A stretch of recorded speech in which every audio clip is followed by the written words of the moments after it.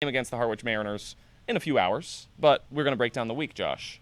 Yeah, an exciting week for the Orleans Firebirds. Some bad weather early on. Now some great weather. Another great day. Final day of June. Crazy to think that already, but the weather's starting to get better, and the Firebirds are starting to get hot, too. So the final day of June means that if we are having any technical difficulties, we can't say, oh, well, we're still in June. It's all right, right? Spring training's gone. Yeah. The training wheels have to come off. This is the last day where we can make a joke and, hey, strike one, strike two. As long as we don't strike out, we're good. That's fantastic. Of course, last Sunday, where we had the last edition of Sundays from the Stage, it was 2 games in about 45 minutes, the both 1-0 games. Monday, the off day. Tuesday was supposed to be here against Chatham, rain out. But Wednesday offered a pretty good game against Cotuit. It did. It was the first time that the Firebirds and the Kettleers faced off, and we saw the Orleans offense really come to play in that ball game late. It took a while for Orleans to get things going, but they mounted a tie in that ball game at Cotuit, and that's a tough ballpark to play in sometimes. Joe Nahas on the mound was great for the Kettleers, kept pounding the strike zone, was sitting 94, but then you could see it kind of live out of the hand,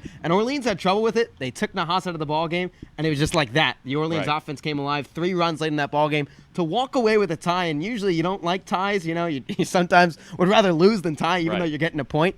But, hey, that's a well-deserved tie for Orleans. They were down 3-0. The bats were slow, and then, boom, positives to take out of that, transition into the rest of the week. Totally. It was an earned point for them in terms of standings. That's what we're meaning when we're talking points. Zach Daniels, the 2-run triple. He then scored on a sac fly to tie things at 3-3. Thursday was fantastic. Fenway Park. We have, I can go on forever. You had fun at Fenway? I had so much fun. No, you did Fenway not. Park. No, I did. you had fun? If you haven't seen this kid on Instagram, and it's a shameless plug right here. What is it? No, Scotty Instagram. G6? No. He's pushing like a record on Instagram right now. 470, the most liked picture ever in my 500, Instagram whatever career. it is. Yeah. And don't get me wrong, he wore a suit. We thought it was a little ridiculous at first, but Listen, you pulled it off, man. I'm You sweating pulled it today. off. We've been here since like 1 o'clock. I'm sweating today. When I was wearing a suit in Boston, running around, that was terrible. Okay, so that was Thursday. I was sweating, but I had a great time. Friday offered a really fun game to watch. Yeah, and an Orleans offense that had been a little slow out of the gates, like we talked about, for the entire season. Pitching's been the story. But, hey, why not break it open against Cotuit, who's been one of the best offensive teams in the Cape? They scored 10 runs, season-high 14 hits as well. And when you could see the offense, and it was really sparked by 2 guys in that lineup, Matt Goodhart from Arkansas, who just arrived, and Zach Britton as well. Yeah. Goodhart had 3 hits. Britton had a knock himself with an RBI. It was the Birds baller of the game duo, if you will. You took Goodhart. We took Britton over at the table. And you could see just some new life in that Orleans squad. And, okay, the pitching wasn't where it was sometimes so far this season, but they did what they had to do. They limited damages. They kept innings at 1-run, 2-run innings, and then the offense exploded 3 runs at a time. So the thing with the long Cape season, what I think I've kind of noticed firsthand is it gets tiresome. And you get 2 guys like that in Goodhart and Britton that come in and make an immediate impact. It could bring a new life to the team, and I think that we saw that on Friday and then yesterday as well. Yeah, new life for sure. And you talk about yesterday's game as well at Harwich, the first game that the Firebirds took on their East Division foe in the Mariners. But you could see that, okay, they didn't get the offense going early, but they didn't go down. Right. They kept that positive attitude, that energy, that new life. And how about this? Shea Whitcomb, who Kelly Nicholson said the best Division II player in the country. Yeah. That's what he tapped him as, and he lived up to the hype yesterday. Drove in 3 of the 5 runs, a 2-run single in the 9th to really put the icing on the cake. And Dawson McCarville, how can Fantastic. we go? Unreal. 4 no-hit innings, faced the minimum, got a double play after an error in the 9th. He was great out of the bullpen. And Shart's another solid start. This Firebirds team, it's starting to piece together. It's not just the pitching on one day, the hitting on another. They're playing complete ball games to pick up wins. Alex Weiner of the Harwich Mariners, their team beat reporter. He's going to be sitting right here. Dawson McCarville. I'm going to be replaced. You're going to be replaced. Oh, yeah, okay. I'm going to sign you out. Josh White is leaving. You can just go right now. Right now? Yeah. Dawson McCarville had a great day yesterday. We're going to watch his post-game interview right now. Go. Who else but Dawson McCarville? 4 innings in relief. You got the save. No hits allowed. No runs allowed. Fantastic outing. You feel good right now? You feel tired? Feels pretty good. No, not tired. Adrenaline kind of kicked in, but I feel pretty good. You struck out the last batter, and I saw right there you gave a fist bump. Yeah. You were pumped up, were you? Yeah, I didn't think he was going to swing, so I just threw it right there, and I was right, so I got lucky right there. But you were feeling it all day today. What was working especially for you out on the mound? Fastball and changeup command. Usually my best pitch is a slider, but I only threw 1 today. I know you're a few days into your career here as an Orleans Firebird, and not so long, but to make such an impact in today's game for these guys that you're playing with today, how does that make you feel? Feels good, man. Now I feel like I'm part of the Birds finally. Yeah. Finally get to throw, show you guys what I got. Part of the Birds, and the Birds baller of the game, this guy, Dawson McCarville. Great job today. Congratulations.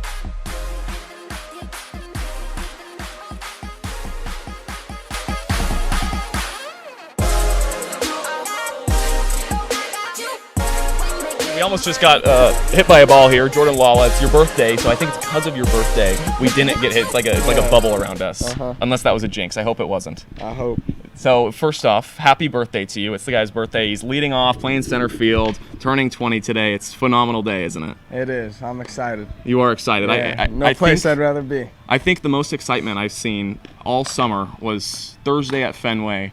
It was maybe between the third and fourth inning. Do you know where I'm going with this? You threw it as far as you could over the green monster, and you hit the sign over the green monster.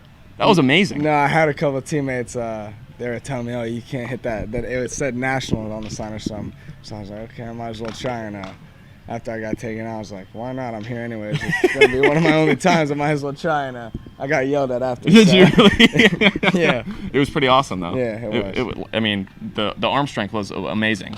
I did not see it coming. So very congratulations. You guys should have seen it. We didn't get a film of it, but it was very nice. It's your birthday today. Your family's in town. Your dad's birthday was a few days ago. Yes. It's an exciting weekend. What have you guys been up to? I'm just happy that we could take off work and come see their son play. It's always special. They took a couple road trips this year during the season, which I'm always grateful for. They work for the government, so they're always working there. They both work at the post office, so I'm just grateful they're here and they can come watch me play. Does your mom ever make like a special dish on your birthday? We have something special for you tonight. She usually always makes me brownies. So she does. We'll see. Yeah, they're in a hotel. I know. So I don't know she's got to figure it out somehow yeah. tonight. Maybe my new host mom will have to make them.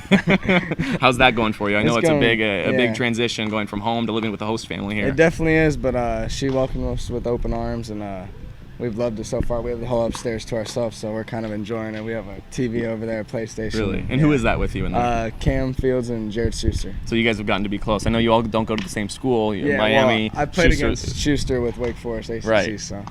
Tell me about Miami. I know you're sporting the shoes right now. I think those are Miami shoes. It's a good look of a place. I know it must be fun. It is. It's a blast. If I had to pick one college, I definitely don't regret picking that. So. The lifestyle is nice out there, the atmosphere, I love the fans. No place I'd rather be for sure. And, you have your Miami batting gloves as well, but the other day on a RBI bunt single, you weren't wearing those batting gloves. You traded with Shea Whitcomb, I think it was? I traded with Danny Ceretti. With Danny Ceretti, that's UNC, it. Yeah. Why? It's just a thing during season, a couple of the players were like, "Oh, bring some extra gear."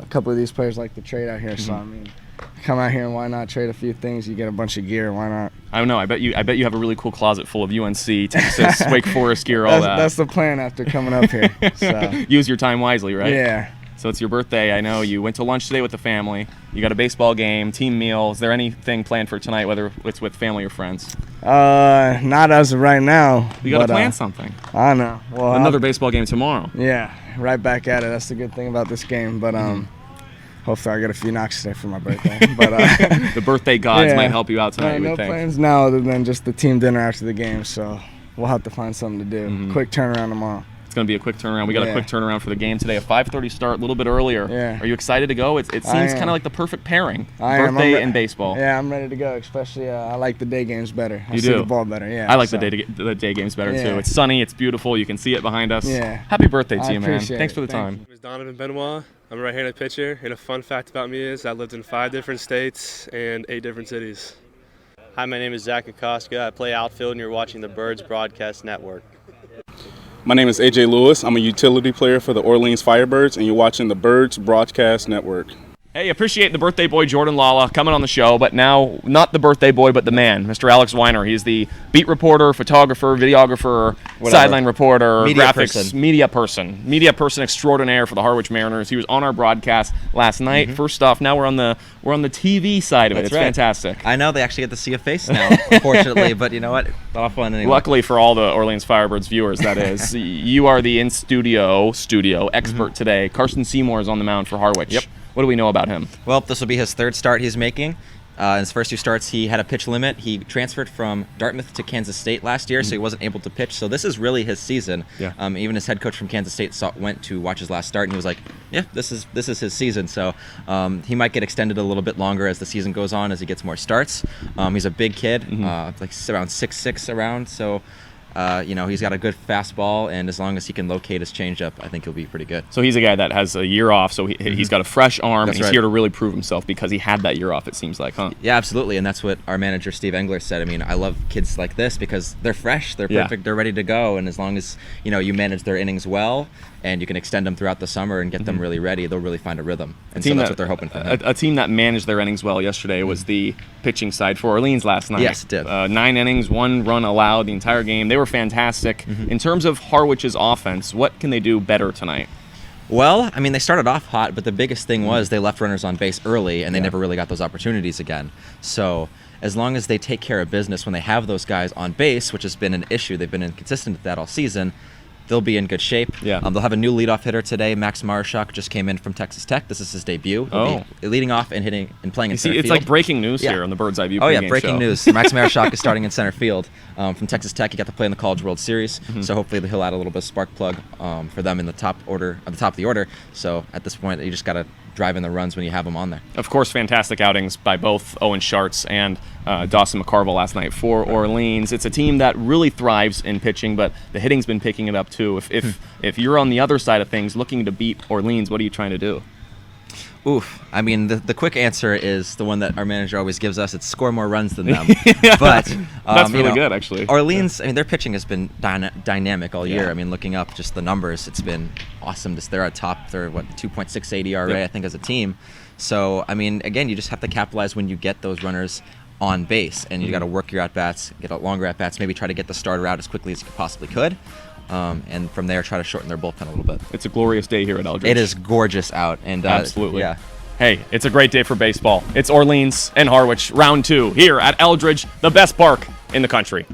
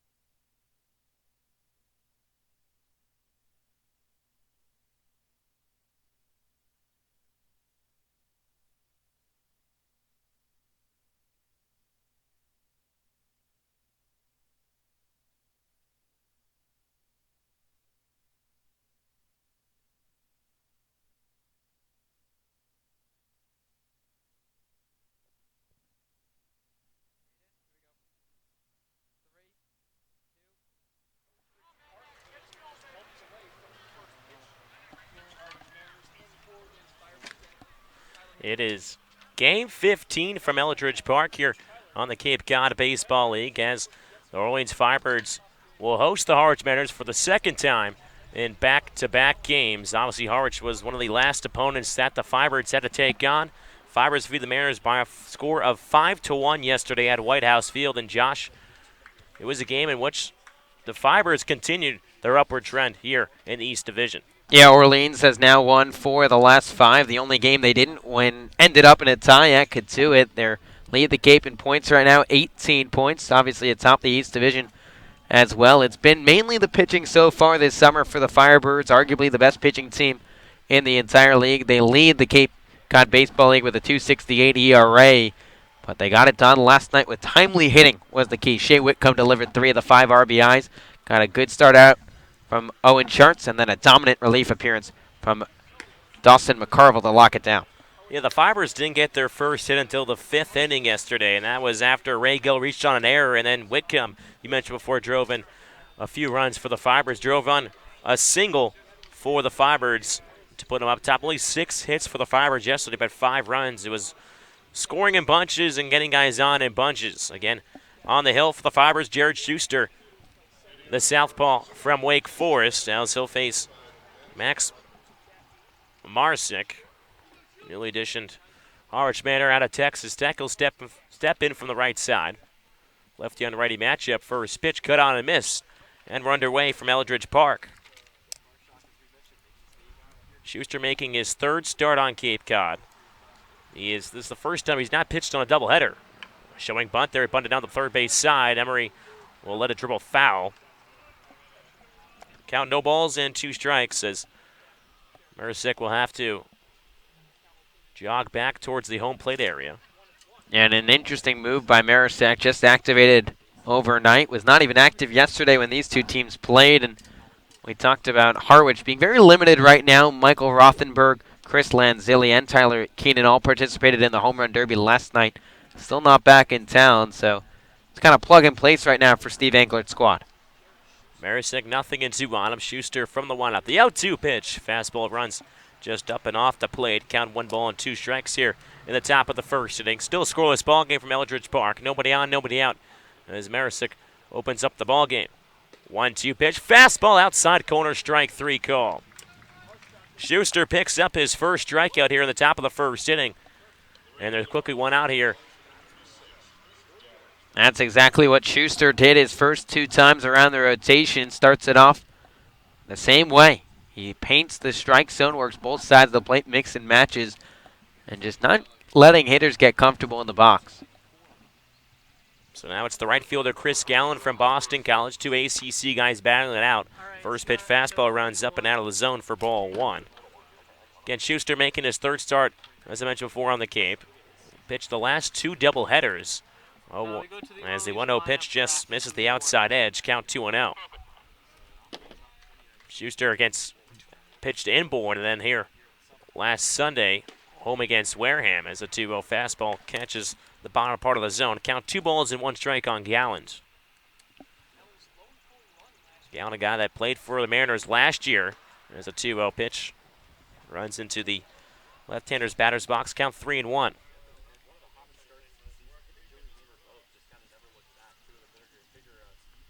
Schuster takes a deep breath from the windup.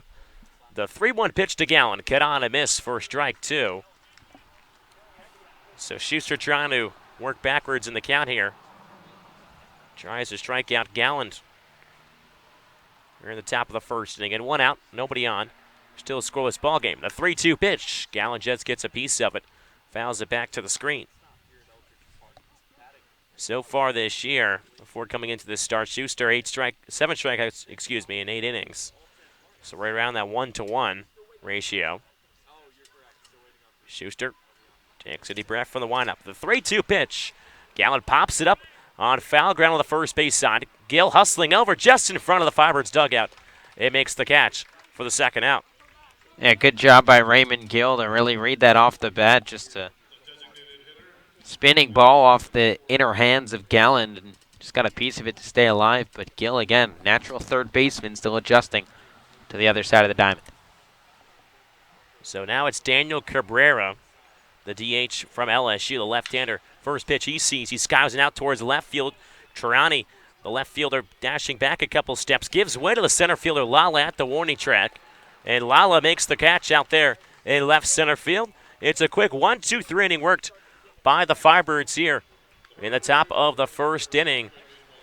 As we'll step aside, listen to Firebirds baseball on the Birds Broadcast Network.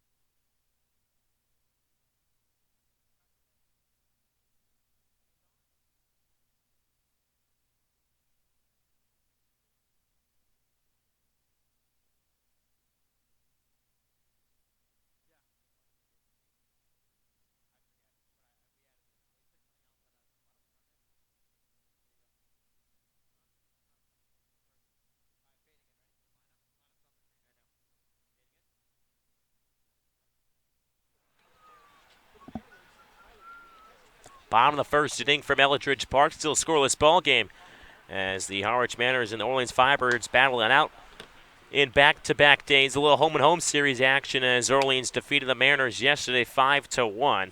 Schuster retired the first two Mariners in the top of the first inning, and now the Firebirds will have their first licks at the plate in this game, as you'll see the lineup up on your screen right now as Jordan Lala will start things off for the Firebirds. Kokoska and Chirani will follow in this inning. Red Heart Matt Goodhart in the cleanup spot as well. We saw Gil, he's batting fifth, driven a couple of runs. So a couple slimmer guys yesterday who did some damage to this Mariners pitching are inserted back in here today, especially Shea Whitcomb. He'll be in the 7th spot playing short. So Lala will start out from the left-hander's batter's box to face the right-hander Carson Seymour. First pitch spotted on the outside corner for strike one on Lala. Seymour out of Kansas State sat out this year after he transferred to the Wildcats. Teammates with Cam Thompson over at third base for the Mariners and Zach Kokoska for the Firebirds as the 0-1 pitch. Lala gets a piece of it, fouls it back to the screen. Count no balls in, 2 strikes on Jordan Lala. Lala starting to come into his own here on Cape Cod. 1 for 4 with a run yesterday. He scored in the 6th inning. 0-2 pitch to Lala. Fastball cut on a miss upstairs. Lala goes down swinging, and Seymour picks up his first strikeout of this ball game. So just like how Jared Schuster struck out the first batter he saw, Seymour follows right in line. We talked about it constantly throughout the broadcast so far this summer. It sounds so simple, but a first pitch strike goes a long way. You get ahead of hitters, good things happen. So another left-hander, Zach Kokoska. 2 K-State guys going at each other. First pitch misses the outside corner for ball 1.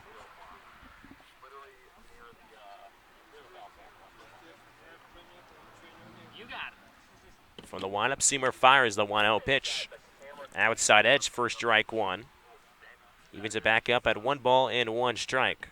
And this is one of those battles that even though Seymour didn't pitch this last season, I'm sure they faced each other fall ball in the spring before the season started. It'll be interesting to see who has the upper hand. 1-1 pitch from Seymour runs up and inside as Kokoska ducks out of the way a little bit. Count heads to 2 balls and 1 strike, and they're just hanging around the locker room together even, playing poker or something like that. Just for fun, of course. Just for fun. 2-1 pitch. Misses the outside corner. Count heads to 3-1 on Kokoska. They're playing for maybe, I don't know. Bragging rights. Can of soda. No gambling at all. Just all for bragging rights. All for bragging rights. Just for fun. 3-1 pitch from Seymour.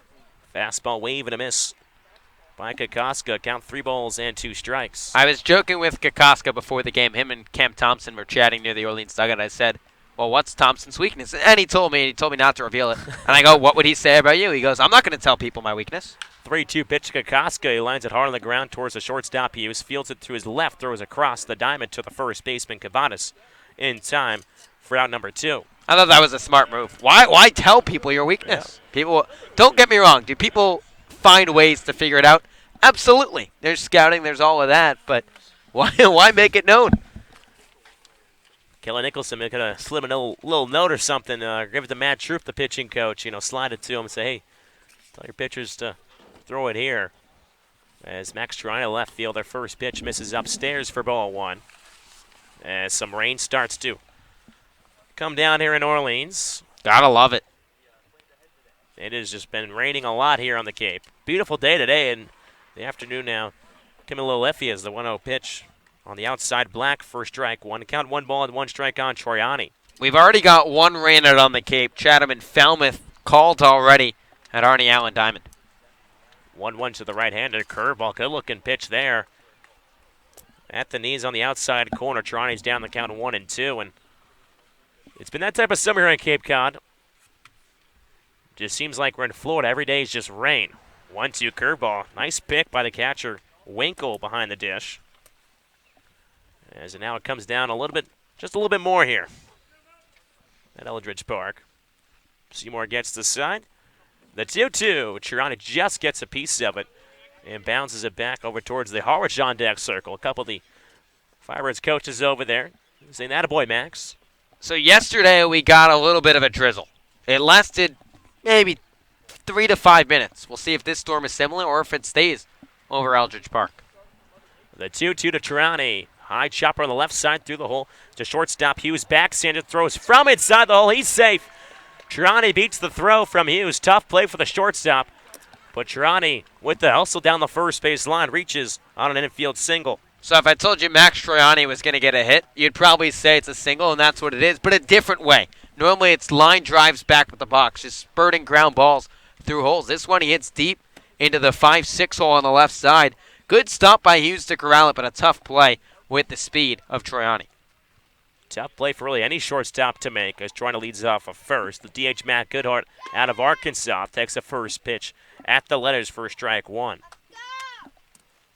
Goodhart, a guy that went 3 for 4 in the first game in the Firebirds uniform against Katuitt. He tries to prolong this first inning here as the 0-1 pitch. Goodhart scoobs out towards shallow left center. Or should be left field, but he'll find the seats down there as Thompson and Weimer both gave it a look.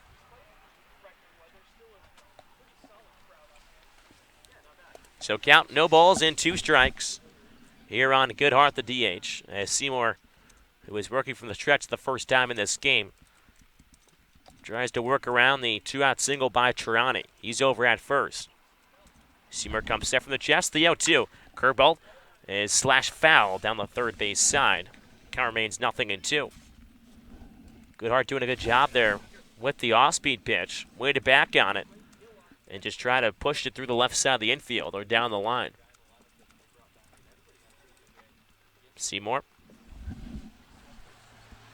gets the sign, comes set.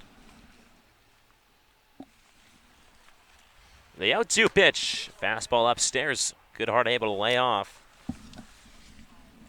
Count moves to 1 ball and 2 strikes here in the bottom of the first inning. 2 outs for the Firebirds. Still scoreless ball game from Eldridge Park. There's Goodhart from the left side. The 1-2, Chirani running on the pitch as Goodhart sends one high in the air towards left field, just shy. Dancing back there was the left fielder Weimer, and he takes away a hit from the Firebirds here at the first, or to end the first inning, as after 1, it's still a scoreless ball game from Eldridge Park, as the Mariners and the Firebirds are tied up. As we'll set it over to our silent reporter, Scotty Gaines, for his keys to the game. Scotty, take it away. Thank you, Thomas, and this is going to be an open because first off, the first key to the game is to relax. If you're sitting here at Eldridge, if you're sitting at home watching the game on your desktop, if you got a little HDMI cord, put it up onto your TV, relax, sit back. I found a bench here. I am braving the elements. It started to rain, so of course we have to think about that. I'm no weatherman, but I looked at the special app that our guy Paige Thompson has. The rain looks like it's just going to dissipate, get away from this ball field. So luckily, I think yesterday I said it was going to rain and it didn't. So I'm going to say it's not going to rain today. I hope that it doesn't rain, but you never know. But We're trusting that weather app again? A weather app? We're trusting it again after yesterday. Yes, I know. The weather app, it's bad. It's a struggle, but I am no weatherman. I am a sideline, in this case, guy on the bench reporter. So a few things I noticed before the game. Jared Schuster is just absolutely locked in. You know, I've talked to him before almost every single one of his starts, and today it was different. I don't really know exactly what it was. He seemed just more in presence of mind. He seemed more relaxed and ready to go. And the last thing, middle sixth, we're going to show a fun interview I did with A.J. Lewis. He loves to get coffee before baseball games, and so I went with him. We put up the little phone on the windshield, videoed it. It was a whole lot of fun. That's coming in during the middle of the sixth inning. Back to baseball. Top of the second here from Eldridge Park. As we want to thank our sign reporters, Scotty Gange, with the interview with A.J. Lewis, as Cavadas fouls the first pitch off down the first base side again here in the top of the second inning. Still a scoreless ball game. 0-1 pitch to Cavadas, check swing, fouls it back. Count 0-2 on Cavadas, the first baseman from Notre Dame. Sporting the Notre Dame Irish spikes. A little luck of the Irish here. As the 0-2 pitch to Cavadas, good looking pitch on the outside edge, just doesn't get the call. Count of 1 ball and 2 strikes on Cavadas, the first baseman. Schuster from the windup, the 1-2, bounces in. Good block by the catcher, Emery using the body. Count 2-2 on Cavadas. It looked like A.J. Lewis and Scotty, I believe. You'll have to ask Scotty how he liked the chocolate sparrow as a 2-2 pitch. Hit high in the out towards right center field. Lala going back. It's going to find the grass out there, and it hops up against the wall. Rounding first into second base is Cavadas, and he's in there with a leadoff double here in the second inning. And that's what Nico Cavadas brings this Harwich squad. He's a big bat from the left side, just crushed it out to deep right center field. Probably any other ballpark on the Cape, that leaves the yard, but hit it to the deepest direction at Eldridge Park. Anyone else, too, on that Harwich squad, given the speed, it's probably a triple. Cavadas, not known for being fleet of foot. Yeah, Lala, where he's positioned right now, is exactly where he was last at, but he starts to move over toward straightaway center. But Lalo is playing over on the left side, or from our left side. He was playing to his right side of second base, closer to third. So the Mariners have a runner in scoring position with nobody out here as Weimer takes a first pitch curveball up high for ball 1. Weimer yesterday going 1 for 4 with the run. Hit a high fly ball out of no man's land with his speed, able to reach second base. So Weimer from the right side, the 1-0 pitch, a big swing and a miss. Weimer really trying to put that ball over the left field fence and towards the parking lot there. So count 1 ball and 1 strike on Weimer. Cavadas over at second base. As Schuster trying to work out of this jam here is the 1-1 pitch. Took something off there. Weimer swings right through it. Count 1 ball and 2 strikes. I was chatting with perfect game writer Stu Murray before the ball game today. He was telling me he's excited to see Joey Weimer. Saw him against Katuitt in the opening week of the season. Hit back-to-back homers. 1-2 pitch. Curveball in the dirt, cut on and missed as Emery will have to do his daily task over there and throw it over to first base. And Weimer is retired for the first out as Schuster picks up his second K on the day. Sometimes when you can get home run happy, that happens on occasion. You chase a breaking ball in the dirt, and Schuster knew he was up in the count. And again, first pitch strikes from both of these guys. Those at-bats are the ones that have ended in outs. When they've fallen behind, it's been hits. Well, I think he probably saw Cavadas. He said, if he can do it, I can do it even better, maybe even. As Cavadas really put a hold on to that one as the first pitch fastball to Corey Acton, the second baseman, misses low and outside for ball 1. Acton out of the University of Florida. Of course, Brady McConnell, his Florida teammate, was supposed to play for the Mariners last year and this year as well, but was drafted in this past June's draft. 1-0 pitch to Acton. Off-speed pitch just misses the outside black. Count 2 balls and no strikes on the second baseman. Brady McConnell and Brady Smith, two very talented players that played at Florida. Smith's still a teammate of Acton. You have to see the way Smith looks. He plays for Chatham this summer. You're not going to believe who he resembles. It's incredible. 2-0 pitch to Acton. Hits it high in the air towards left field. Trani on his horseback there, looks up, and it's gone. Corey Acton hits an oppo taco over the left field fence. Trani just ran out of room on the left field side, and the Mariners take an early 2-0 lead here on the top of the second inning. Corey Acton, not necessarily known for his power. It's 6 home runs in 62 games, but runs one out of the yard in just his 4th AB on the Cape. And that ball just kept traveling. The wind not gusting out or anything, but just sliced one the other way and hopped over the fence. So with one out here at the top of the second, Winkel sends a drive towards right field. Kakaska backing up all the way to the track. Feels for the wall and makes the catch for the second out. So Winkel jumping on the first pitch from Schuster. But this one stays in the yard. Now remember what we said about first pitch strikes and getting ahead of batters. Corey Acton, the count 2-0. Knew it was a fastball count, got a fastball on the outside part of the plate, and just went with it and sailed it over the left field fence. So 2 outs here at the top of the second inning. 2-0 Mariners lead as Hal Hughes. First pitch swinging, sends it up the middle. Backhanded blind by Soretti up the middle. Makes it look easy and retires Hughes, as that will end the top half of the second inning. 2 runs on 2 hits. No errors and nobody left on base. It's a 2-0 Mariners lead. As we'll step aside, you can check out some highlights from the Mariners win yesterday in Harwich. Again, the Firebirds defeated the Mariners 5-1. We'll step aside. Listen to Firebirds Baseball on the Birds Broadcast Network. Squad. Here's the pitch. Fastball cut on a miss, strike 3. 2-2. Fastball rocketed right at the right fielder. Zach Britton drops down in front of him. Green light around third is Hal Hughes. Throw to the plate. Couple bounces home. In time. Errors and 1 runner left on.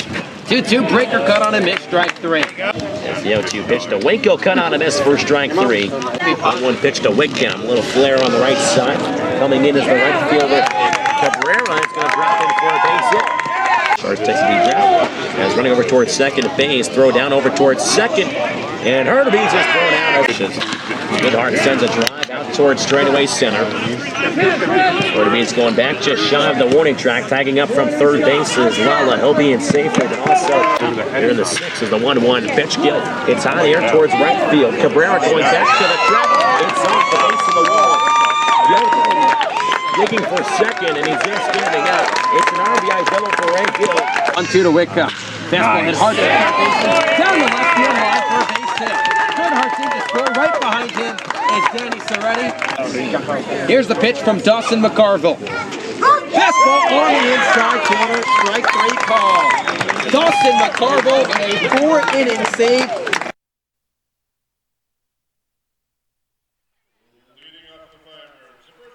Home half of the second inning as the Firebirds trail the Mariners here at Eldridge Park by a score of 2-0. It was the Corey Acton 2-run blast that put the Mariners on the board in the top part of this inning.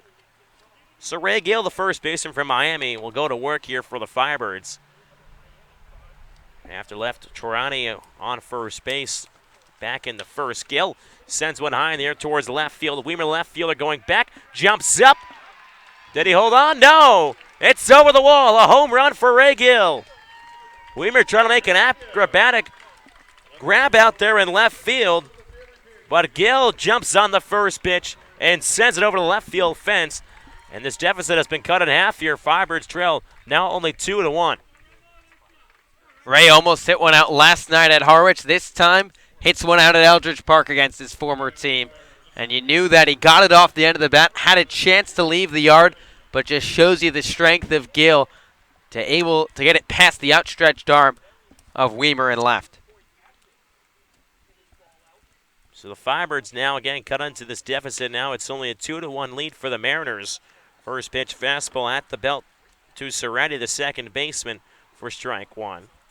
Soretti again switch hitter, batting from the left side. 0-1 pitch. Big bender curveball in the outside corner. Good looking pitch there from Seymour, count 0-2. So that's the response that Kel Nicholson will love to see. Ray Gill connecting on a fastball as the wind starts to blow out towards left field.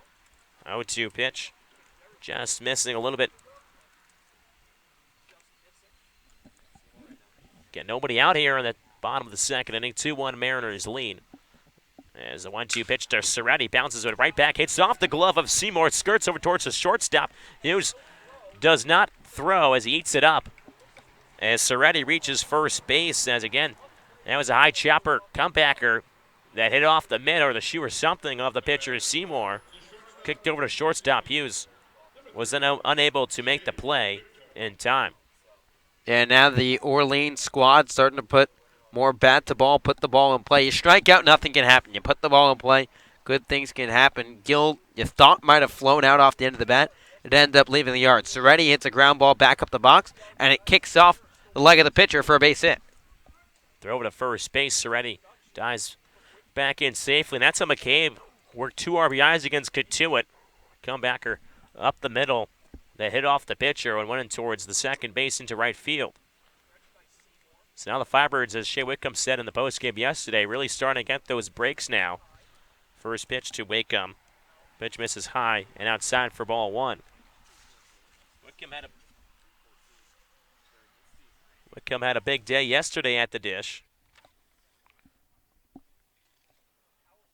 As he went 2 for 4 with 3 RBIs. He sends a jolt on the ground towards the shortstop. Hughes flips it on to second to Acton. Acton comes across the bag over to first base. It's a 6-4-3 double play. And Seymour able to erase the single from Cerretti. There's quickly 2 outs here. Now in the bottom of the second inning. Still the Ray Gill home run. In this inning, to start this inning. And now it's the catcher, Rob Emery. Righty-righty matchup. First pitch to Emery. Fastball just misses a bit too high there for ball 1.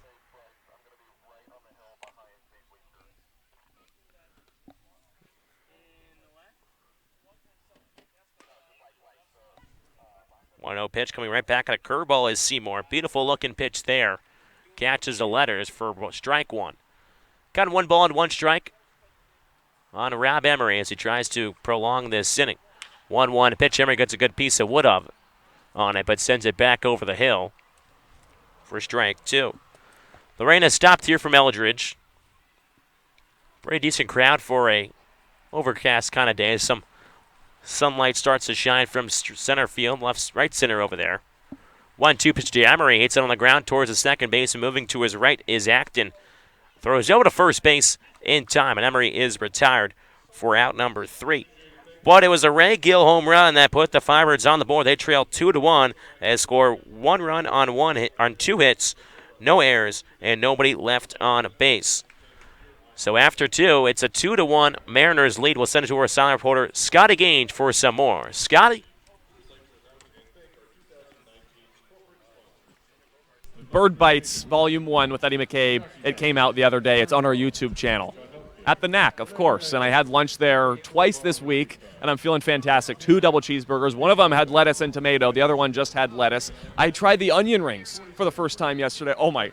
Wow. And it was with Tanner Murray of the Firebirds. And something pretty cool that Tanner shared with me is he's actually a design major at UC Davis. You would think, the baseball guys, there's lots of finance, business, communication, stuff like that. But Tanner Murray, away from baseball, has a whole nother passion in his life and a whole nother direction he wishes to really take his life in clothing design. He has the coolest shoes in town, and he actually helped me design a brand new alternate uniform for the Firebirds. It was just a really fun conversation. And so Bird Bites Volume 2, it's coming out Tuesday, and tomorrow, you guys, after the 5th inning, we're going to have a sneak peek preview of our conversation with him. It is just a whole lot of fun. The Knack was fantastic, and it's a really good place to eat. And, Bird Bites has been a lot of fun for me, and I hope, Thomas and Josh, it's been fun for you. It's helped you guys kind of get to know these guys because, as I love to say, the best way to get to know somebody is over a meal by breaking bread, and it's just been so much fun for me. Tanner Murray and Eddie McCabe, they're both phenomenal, and so is the Knack. You guys, let's play some baseball. We're having a great day today. Well, Scott, I'm glad you learned the Italian way now. You can come into my family a little bit now. Whole lot of eating for me, When is our dinner date at the Knack? When is that coming? I like food. I like food. I really do. If food is good. Food is great. Thank you, Scotty. As the first pitch to Cam Thompson is popped up in foul territory. Giving a look is Rob Emery, but just runs out of room as it just gets out of play on the third base side. So top of the third, Mariners lead the Firebirds 2-1. Acton's 2-run home run in the second, the top half of the inning. And then Ray Gill answered right back with a solo blast of his own. 0-1 from the left-hander. Schuster fires a beautiful off-speed pitch at the knees for strike two. Thompson, the left-hander from Kansas State, is down on the count, 0-2. Schuster working quickly. The 0-2 pitch, a chopper right back up the middle. Coming in as the shortstop, Whitcomb throws on the run in time, and Thompson is retired here in the top of the third inning. Whitcomb's starting to look like he's really getting comfortable on both sides of the baseball. Obviously at the dish yesterday, drove in 3 of the 5 runs. But now on the defensive side, he's mainly played some DH, but now getting an opportunity at shortstop after playing some third base earlier in the summer. We've seen Murray over at third, and Whitcomb play a little third as well. Both guys looking sharp over there as the first pitch to Marusik. Skirts off the pass, the mid, of Rob Emery for ball one. Marusik again just activated. Off-speed pitch. He's well out in front of that one for strike one. Count 1-1.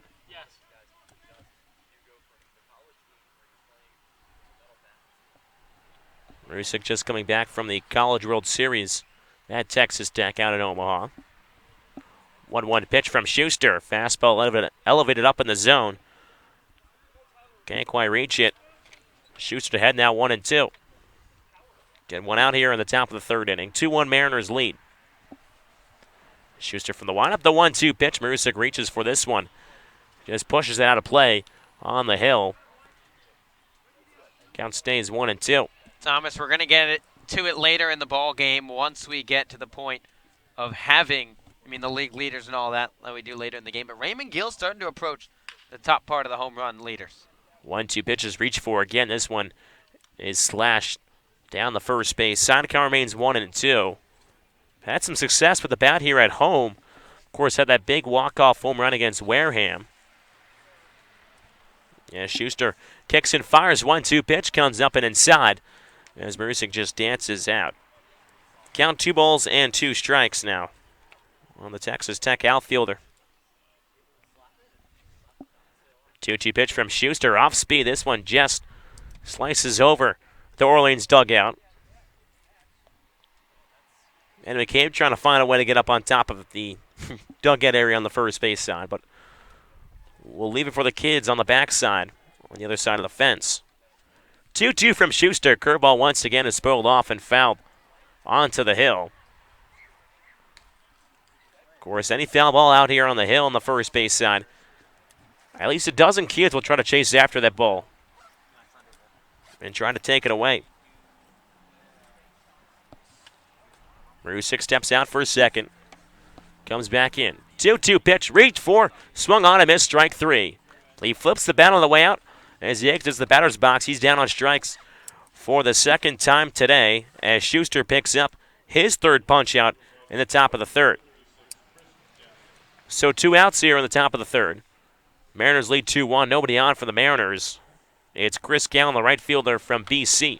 First pitch curveball. He swings, check swings, but goes around. Says the home plate umpire, Joseph Caraca. Gallen batting .289 this summer. 0-1 pitch, misses low and outside for ball one. A count 1-1, and similar to what he did last year for the Mariners, was out over 300 for the first couple weeks, but dealt with some injuries towards the end of last summer. 1-1 pitch is fouled back to the screen behind home plate. Count 1-2. Schuster trying to retire the Mariners here in order. 1-2-3. Did that in the first. Just ran into a little bit of trouble last inning with the double by Cavanis and the home run from Acton. 1-2 pitch check swing by Gallen. Just able to lay off a pitch out of the zone. Count is 2 balls and 2 strikes on Gallen. Left-hander Schuster fires. 2-2. Misses low and outside. It's Gallen's has worked the count to 3 balls and 2 strikes. Schuster again loves to work quickly. The 3-2 pitch, cut on a miss, strike 3. Gallen goes swinging an off-speed pitch, and Schuster retires. The final 2 Mariners in this half inning via the strikeout. He now has 4 in this game. No runs, no hits, no errors, nobody left on base for the Mariners. It's a quick 1-2-3 inning worked over by the Jared Schuster and company, as we'll send it over to our sideline reporter, Scotty Gange, for some more about a feature article with our guy, Alec. Yeah, we are about to go on, as Alec just said. Alec Hendon, team beat writer. You know him because you watch Bird's Eye View pregame and postgame show because he's got this beautiful face. Alec, the mayor is back. Matt Troop, who spent 2 seasons being a closing pitcher for the Firebirds. He's the pitching coach this year, and that's just awesome. He wrote an incredible story about it. Well, thank you, Scotty. I appreciate that. And it's good to finally be on camera in-game. A little bit of a different situation for me here, but yes. It's really far away, isn't it? It's pretty far away. This is pretty cool, but I'm trusting you to keep me going. But back on topic, Matt Troop, he's back in Orleans, except for this weekend. He took he had a little wedding situation. It's understandable. Got to take some time out for that fun stuff. But he's back after 2 summers here in Orleans. He was on the College World Series team in 2012 for Arizona that won it all. He was on the mound in Game 2 when they closed it out. And I think what we like most about him is he's just an incredible person. Yeah. He was nicknamed the mayor of Orleans, which he self-dubbed, but everybody kind of just ran with it. As he said, he was happy they ran with it. He's just a super personable guy. And as we can see, even though he's a nice guy, he's also a pretty darn good pitching coach, as the Birds have the best ERA in the Cape League so far this season. He's a great coach when it comes to the fact that, you know, he's in terms of numbers, but also just in terms of influencing other people and leading by example, it seems like. Yeah, when Kelly Nicholson, I was talking to him for this piece, he mentioned how he was so good at working on people and getting these relationships, which he values so much in the game of baseball and coaching, as we see how Kelly relates to his players and pretty much everyone within the organization. And Matt Troop does that tenfold. And so he's just pretty much an extension of Kelly. They're both pitchers. They both love guys who are throwing strikes and commanding the game. And as we've seen so far this year, pretty much every one of Orleans starters fits that bill. That story is on OrleansFirebirds.com under game stories, recaps, and features from Alec Hendon. Guys, we'll send it back to you because we got a baseball game to play. Thank you, Scotty and Alec. Count 1 ball and 1 strike on Josh Zamora here in the bottom of the 3rd inning. Firebirds trail the Mariners 2-1. 1-1 pitch by Zamora is cracked out towards straightaway center field, but coming in a little bit is Marusik, the center fielder, and makes the grab on the run in towards right center for the first out. So there's one of those balls that was hard hit, but right at a man in center. As Zamora caught some wood on that one, but he's retired for the first out. So top of the order comes back around. It's Jordan Lala, center fielder from Miami. Seymour takes a deep breath, works from the windup. First pitch, curveball in there at the belt for strike 1. One way to keep the opposition and the hitters off balance. Start throwing first pitch curveballs for strikes. 0-1 pitch by Seymour. Lala chops one up the middle as Hughes, the shortstop, comes across the bag, makes a nice play through on to first, and Lala is retired for the second out. So Hughes covering a lot of ground up the middle. That ball's a little more hard hit up the middle. Lala would have reached first, but Hughes making a nice play coming across the bag. So here in the bottom of the 3rd inning, Mariners lead the Firebirds 2-1. 2 outs here with nobody on. First pitch fastball runs well upstairs for ball 1 on Kokoska, the right fielder.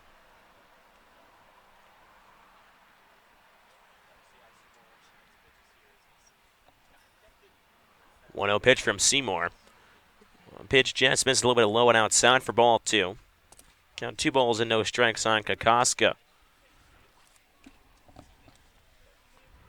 Kokoska got the evening off yesterday in the win in Harwich. 2-0 pitch to Kokoska. Pops it up in the air on the third base side, but we'll cross Route 28 just behind us. Out of play. Count 2-1. Kokoska steps out of left-hander's batter's box. Swings the bat over towards his college teammate at Kansas State in Carson Seymour. 2-1 pitch curveball. Just missed a little bit too low there. Count heads to 3 balls and 1 strike.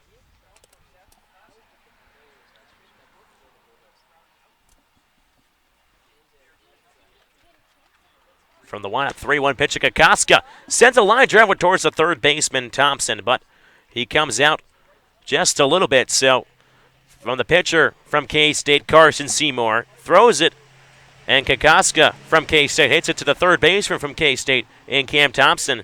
It's a whole all Kansas State Wildcat play right there. And that is how the third inning will end from Eldridge Park after 3. It's a 2-1 Mariners lead, as our silent reporter is with Scotty Gange on the first base side. Scotty, we'll head over to you. Innings through, and we have a solid baseball game here. Jared Schuster seems to be locked in on the mound after giving up that home run. What have you seen out of him today? Yeah, he's been himself. I think he just got behind 2-0 on that kid, on Corey Acton, and Acton, drove a ball to that deep 300 mark down the line. Corey's a good hitter. Yeah, Schuster settled in. He had a good last inning.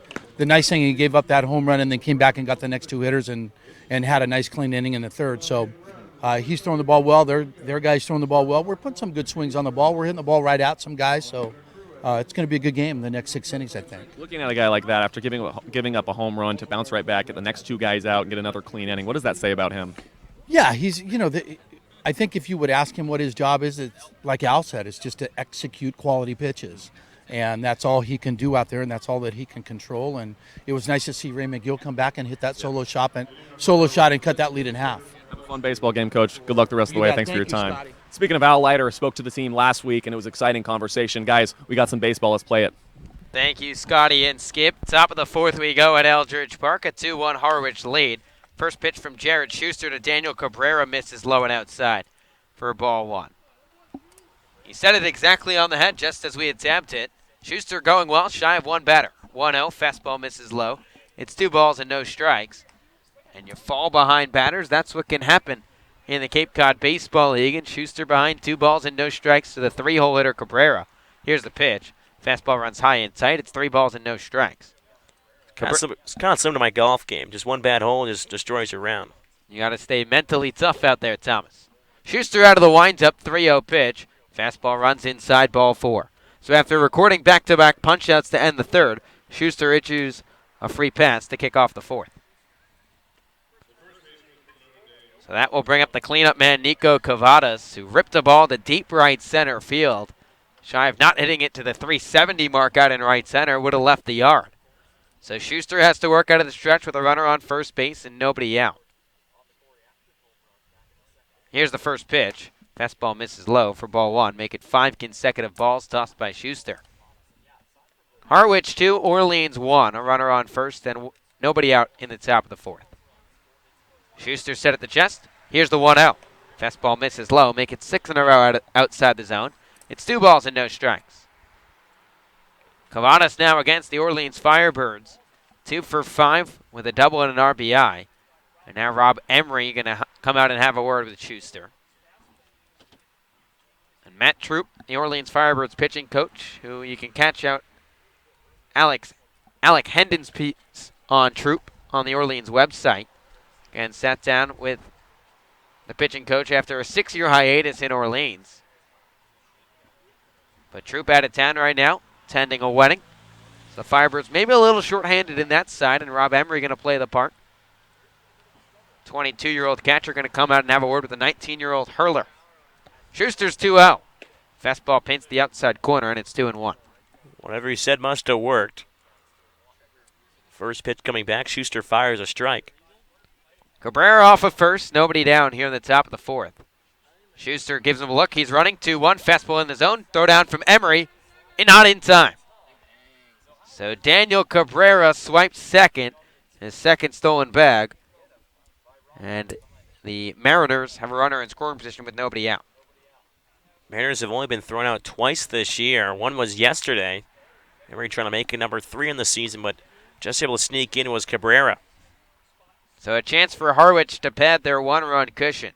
2-2 the count. Here's the pitch. Breaking ball cut on and missed, strike 3. So Schuster battled back after falling behind 2-0.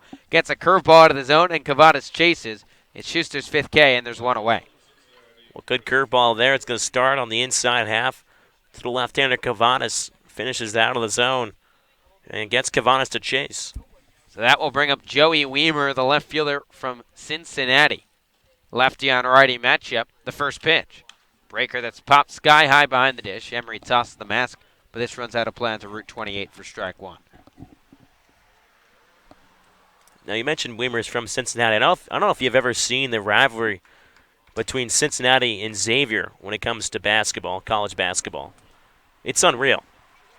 Two Big East powerhouses that have gone at it for a long time. The 0-1. Fastball misses low and inside, and it's 1-1. Mariners 2, Firebirds 1. A runner on second and one away here in the top of the fourth. Weimer off to a great start on the gate despite going 0 for 1 so far today. One of 5 strikeout victims for Schuster. Southpaw set at the chest. Here's the 1-1. Breaker misses outside. It's 2 balls and 1 strike, and the secondary lead from Daniel Cabrera on second base is impressive. Has tied up Schuster to a tee and just really galloping off the second base bag after the pitch. Schuster shoots him a look. A second one, and now comes home. 2-1. Fastball misses up and away. It's 3 balls and 1 strike. Corey Acton, the second baseman from Florida, waits on Zach. He had his first Cape Cod Baseball League hit his last time up. It's the difference in this ball game right now, a 2-run shot the other way. Weimer at 6'4", 215 pounds, waving the bat over the right shoulder. 3-1, fastball fouled back, and the count runs full. Wonder how the difference feels for Daniel Cabrera at second base from playing in a 12,000-seat baseball stadium at Alex Box Stadium coming to the Cape. One of the most electric environments you'll see in all of college baseball. Just probably right behind Duty Noble Field at Mississippi State. Payoff pitch, breaking ball, caught on a miss, strike 3. Another hard curveball from Schuster and a full count. Gets Weimer fishing, back-to-back Ks, and there's 2 down. Yeah, well, after walking Cabrera on 4 pitches and then throwing 2 more to Cavadas, 6 straight balls coming right back, fighting the count, throws 3 straight strikes to Cavadas, and then 3-2 pitch gets him swinging that good working curveball so far. So that will bring up Corey Acton, the first pitch, a curveball. Catch the inside corner for strike 1. And this is what makes Jared Schuster so effective. On a good day, he can have 3 pitches working. He uses fastball early. He can go to his curveball as well as the change. And now he's starting to rely on that 12-6 breaker. 0-1. Fastball just misses outside at the belt, and it's 1-1. Firebirds trail the Mariners 2-1 with a runner in scoring position and 2 down here in the top of the fourth. Acton, a rising sophomore for the Gators in Gainesville. Here's the 1-1. Breaker bounces low. Rob Emery drops down to his knees to keep it in front, and it's 2 balls and 1 strike. Acton, a highly touted kid out of Fort Lauderdale, Florida. Ranked 114th overall in his class by perfect game. Elected to honor his commitment with the Florida Gators. Batted .264 as a true freshman. 2-1. Fastball misses low, skips past Emery to the third base side. Cabrera will take third on the pitch in the dirt. So Daniel Cabrera doing the little things right on the base paths. Worked a 4-pitch walk, swiped second, advances to third now on the wild pitch. 3-1 the count to the 6-hole man, Corey Acton, who slapped a 2-run shot his first time up. 3-1, Breaker runs inside, ball 4. So Schuster, his second walk of the inning. Rare to see Schuster out of the strike zone. And that puts runners on the corners for the Mariners with 2 away. Schuster in this inning lost his command just a bit here. You mentioned kind of doesn't really walk a lot of hitters. Just walked 2 here in this inning. And that will bring up Pat Winkle, the catcher from Connecticut. And what a last name. Winkle. That might make the all-name team. Schuster a check on the runner at first base, but nothing doing.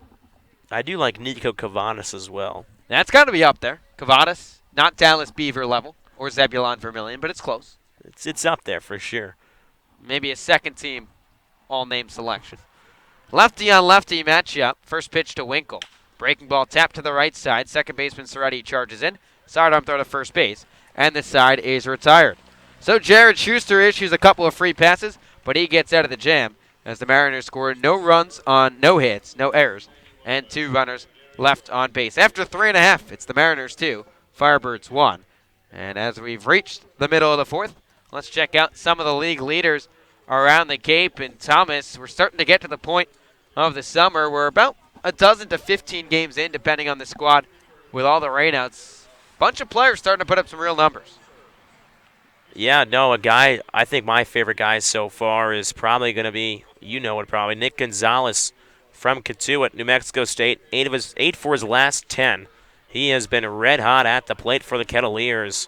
And I believe our good friend Stu Murray as well tweeted something about him yesterday, about going for 8 for 10. Definitely one of the hottest hitters on the Cape right now. And you mentioned Ray Gill, now hitting his 3rd home run of the season. He's up there. He's tied for 2nd with a bunch of other guys for home runs this summer. It's like a 5-way tie up there right now. There's a lot of guys up there who are in the similar spot. There's only, I believe, Wells from YD. He's got 4, so he's standing atop the Cape League in the home run category.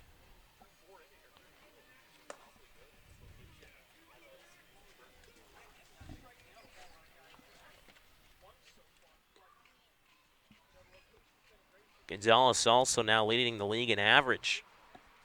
So he's leading the league in just a plethora of offensive categories. Max Troiani, an Orleans Firebird, in the top 10 in batting average, helping that average after the single his first time up. He'll lead off the home half of the fourth with the Firebirds trailing the Mariners 2-1. Troiani, one of the first 3 hits for Orleans tonight, an infield single back in the first. It'll be 3, 4, and 5 for Orleans, set to face Carson Seymour in his 4th inning of work. Righty-on-righty matchup.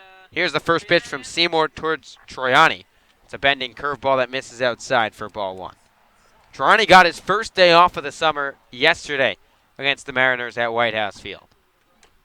Deep breath from Seymour. He wheels and deals the 1-0. Fastball high chopper to third base side, backhanded by Thompson down to a knee. Throw to first base, pulls Cavadas off the back. So Troiani beats out another ground ball. We'll see how that one is scored. It might be another infield single for Max Troiani. So Max Troiani working his way on via the infield single if that one goes down as he hit an infield single back in the first. And it goes down as an error charged against Cam Thompson, pulling him off the bag. So Troiani beats one out, and the Firebirds a leadoff base runner here in the fourth. Matt Goodhart, the batter, the first pitch. Fastball misses upstairs for ball 1. Firebirds looking to knot this game up, trailing 2-1 at the current moment with nobody down in the fourth. Goodhart, the DH, out of Arkansas. 4 for his first 8 in his stint with the Firebirds. Righty on lefty matchup. Seymour from the stretch, 1-0. Fastball misses upstairs. It's 2 balls and no strikes. Goodhart has provided a spark that this Firebirds offense has needed. 3 hits in his debut against Catuit a couple nights ago. Then drove in a run last night against the Mariners. 2-0 offering. Fastball misses up and away. It's 3 balls and no strikes. Goodhart led the Razorbacks in hitting this past season. Batted .345. An all-SEC second-team selection. 6'2", a .180 DH, back in for the left side. 3-0 from Seymour. Fastball misses low and in, ball 4. So back-to-back base runners for the Orleans Firebirds. And that'll bring up the big swinging Raymond Gill to the dish. On 4 pitches as well, Seymour issues his first walk here in the 4th inning. Very similar to what his opposition in Schuster did. Threw 4 pitches and issued his walk in the top half of this inning. So now a chance for Raymond Gill, who's provided the lone run for Orleans today, with a big opportunity. 2 on and nobody out in the home half of the fourth. Firebirds down 2-1.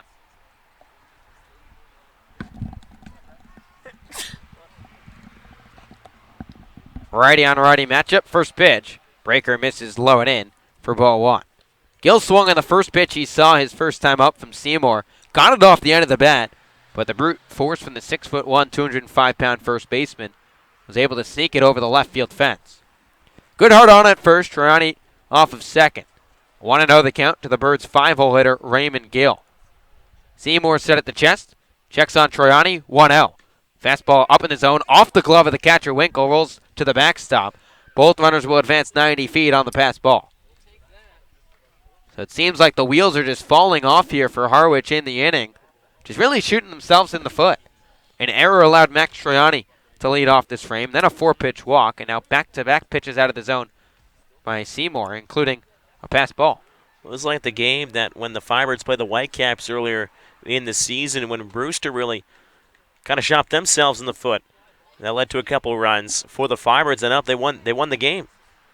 So Raymond Gill a chance to tie this ball game up. Tying run just 90 feet away. 2-0. Fastball misses outside. It's 3 balls and no strikes. Gill a 7-game hit streak now for the Firebirds, bumping that average above the 300 mark. He's got 3 homers and 5 RBIs. 3 homers a team high, 5 RBIs puts him in third. 3-0. Gill taking all the way. It's a get-me-over fastball in there for a strike. 3 balls and 1 strike. Well, that added to the streak of 7 straight balls thrown by Seymour. And again, Seymour did not pitch this past season at Kansas State. Had to sit out due to NCAA transfer regulations. 3-1 pitch, fastball that Gill's got a beat on, but fouls it back. And the count runs full. Game over from Dartmouth after spending his freshman season there. Went 0-2 with an 18.41 ERA and 8 appearances out of the bullpen. Figured things out in the Hamptons League, being named Pitcher of the Year a summer ago. Went 5-0 with a 2.63 ERA. Goodhart off of second. Troiani 90 feet away. Nobody down in the home half of the fourth. Payoff pitch. Fastball up in the zone. Gill checked his swing. They'll appeal down to first. He did not go. So Raymond Gill lays off and works at a walk. And the first 3 Firebirds hitters have reached base safely this frame. And this is a prime time for the Firebirds to take this lead. Obviously no outs. Bases are loaded. This is where the Firebirds, a game like yesterday where they only scored 5 runs on 6 hits, they came through in situations like these. Timely hitting got the job done for Orleans yesterday. Can they come through again? Bases loaded, nobody out here in the home half of the fourth. First pitch. Fastball swung on by Soretti into center field. Marusic coming on. He makes the grab at the shoestrings. Troiani tagging from third. Throw to the plate. Not in time. So Danny Soretti smacked one into shallow center field. Marusic came on, threw a bullet to the plate. And Troiani evaded the tag to tie this game up at 2. And another great hustle play by Troiani. He beat the single out in the first inning. Tags up here, and a good job by Soretti to elevate at least a ball. And it was a good throw by the center fielder Marusic, but Troiani just able to swipe out. I wonder if the center fielder Marusic, because it was basically a line drive, not only a fly ball, he kind of come in a little with his glove and take an extra step or two. But it was a very good throw from Marusic out in center. So a chance for Orleans to now take their first lead of the evening. Still threatening with runners on first and second and only 1 out in a 2-2 ball game. First pitch to Shea Whitcomb. Fastball misses low for ball 1. Whitcomb, his first time out, bounced into a 6-4-3 double play. But starting to swing a much better stick the last few games. Drove in 3 runs last night as part of a 2-for-4 day. Also stole 2 bases. Open stance from the right side, waving the black bat over the right shoulder. 1 out. Fastball misses up and away. It's 2 balls and no strikes, and now Carson Seymour really struggling right now, finding the strike zone. You know, Schuster did the same, but was able to go unscathed and work out of the inning. Seymour's going to have to do the same here. Limit the damage. That is the game. Gill's on at first. Goodhart off of second. 1 away in the home half of the fourth. 2-0. Fastball rocketed deep left field. Weimer ranging back. He's got room in front of the fence. Makes the catch. Whitcomb gave it a ride, but Eldridge held it in, and there's 2 down. Seems like a lot of those balls. Must be a magnet out there in left field. He's sent some really hard hit balls out towards left field. Whitcomb just didn't have enough. We've already seen him hit one out over that left field fence here at Eldridge this year. It's now Rob Emery who digs in from the right side to a round of applause. We'll try and give the Firebirds a lead. Orleans and Harwich knotted up at 2 with 2 on and 2 out here in the home half of the fourth. Righty on righty matchup. First pitch from Seymour. Breaker that misses low for ball 1. Firebirds really gifted this run in the inning. An error allowed Max Troiani to reach, then back-to-back walks. Goodhart on just 4 pitches. Gill was ahead in the count 3-0 before he worked his free pass. 1-0 home. Fastball cut on and missed, and it's 1-1. But it's a good sign of a baseball team that's playing well. Firebirds in first in the entire game with 18 points. 4 other teams at 17. Chatham, Whitey, and Brewster all in the East, just 1 point behind the Firebirds. Wareham leading the West at 17 points. Seymour checks on Goodhart at second. 1-1 home. Fastball swung on and fouled off, and it's 1-2. You pitch, you play good defense, you do the little things right, hit a home run on an occasion. You're a pretty good baseball team. That's what the Firebirds have had their recipe so far in the early parts of this summer. Emery 0 for 1 today. Grounded out his first time up to end the second. Trying to extend this inning for Orleans. 1-2. Breaker just missed low and outside, and it's 2-2. Sharp curveball there from Seymour. Pat Winkle tried to leave it on the spot, but Joseph Caraco, the home plate umpire, didn't budge. Yeah, Seymour's really had that curveball working well. Been able to throw it for a strike on the first pitch for most of these ABs. Tries to use it here to get back in the count.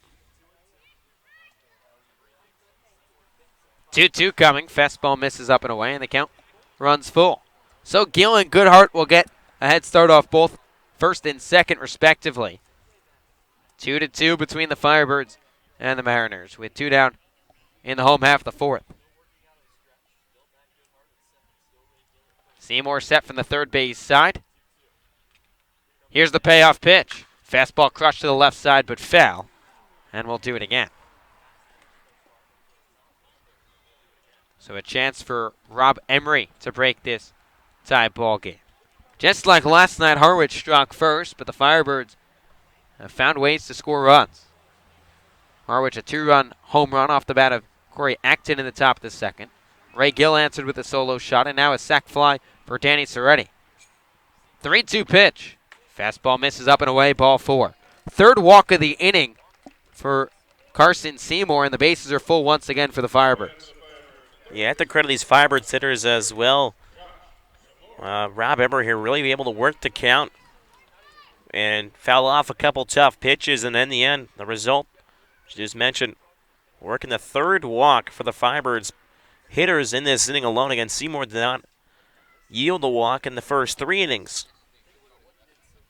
So we'll get a mound meeting here for the Mariners. The pitching coach comes out to have a word with Carson Seymour, and a chance really for Orleans to open up this ball game. Josh Zamora just 1 for his last 19, but he's been feast or famine. 2 home runs for Zamora. Had a home run in his first AB at Eldridge Park, and he's a threat to go deep. Yeah, had a lined out to the center field, and Marusik had a good put some good wood to the ball, but just couldn't find the grass out there. So Emery off of first, Gill on second, Goodhart 90 feet away. Josh Zamora, the 9-hole hitter from Nevada, steps in from the right side.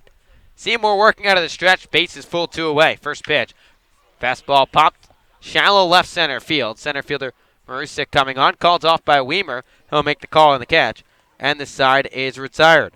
But not before the Firebirds tie this ball game up on the sacrifice fly off the bat of Danny Soretti. Orleans scores 1 run on no hits, 1 error, and they leave the bases full to end the fourth. After 4, we're tied at 2 apiece between the Firebirds and the Mariners. And let's check in with our sideline reporter, Scotty Gage, well beyond the fence. Scotty, you're standing in front of the Land Ho sign. What's going on? Good eye, Josh. Come on, man. Contacts. Hey, we've seen some home runs, but how about a Land Ho home run, huh? Come on. You like that, don't you? Land Ho. No comment. Come on, man. Land Ho on the corner of Main Street and Route 6A. It's a phenomenal place. They've got burgers. They've got sandwiches. They've got 20 beers on draft. It's really, really a special place, and I really can't speak anymore. What the? Whoa, Scotty, fancy seeing you here. It's our Land Ho correspondent, Jesse Frazier. You are the Land Ho man. Yes. Out here in right field, right next to the sign. It doesn't get better. Land Ho, it doesn't get better. Great value, great meal, family-owned business. It truly doesn't get better. Right in the heart of Orleans. Right in the heart of Orleans. The Murphy family, over 50 years being a part of Orleans. They pay this guy the big bucks. Come on, sign it out for us and Big money. send it back to them. Like last game, another home run at the Land Ho. I was like, last game, I was happy. Well, Raymond Gill and Corey Acton have both hit home runs today. We'll see if that luck continues for both sides, with the Firebirds and the Mariners tied at 2 as we head to the top of the 5th inning. It'll be 8-9-1 for Harwich, starting with Hal Hughes. First pitch from Jared Schuster. Fastball on the outside corner for strike 1. Yeah, but we have to see if they hit home runs out there. That's a lot to say. 0-1 from the southpaw. Breaking ball clobbered out to left field. Troiani on the run, charging in. Makes the grab in stride for the first out of the inning. I think only if it's a moonshot, then you can call it a home run. It sounds like something like Santa Claus would say as well. Okay, so that Land Ho sign is right down the right field line. So if a ball is hit about 318, 320 over the sign, that's got to be the call. Yeah, that's a home run for so-and-so. First pitch to Cam Thompson, skied left side of the infield. Josh Zamora throws his 2 hands up, makes the call, and the grab over the left shoulder for the second out of the inning. I mean, there's really a lot you can do out here. I mean, just think about the restaurants, for example. We see Chocolate Sparrow out there in right center. Joe Mama's over in left center. I mean, your favorite place, the Knack, is down the right field line. I mean, there's a lot we can work with here.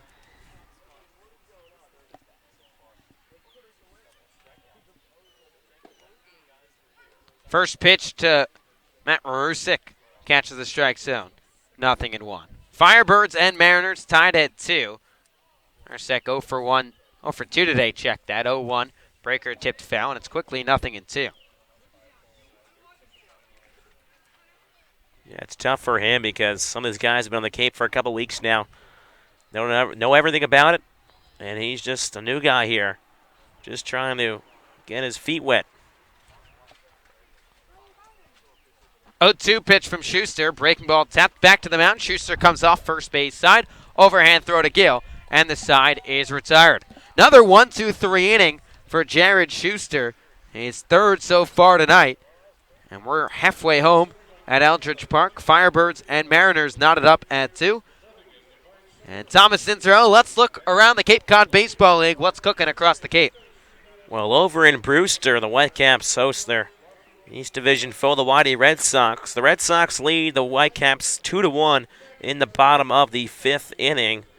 And Chatham in Falmouth was canceled due to rain out in Falmouth. Remember, it rained a little bit earlier here in this game, but all dry now. The sun is shining. Hyannis and Bourne just about to get things underway.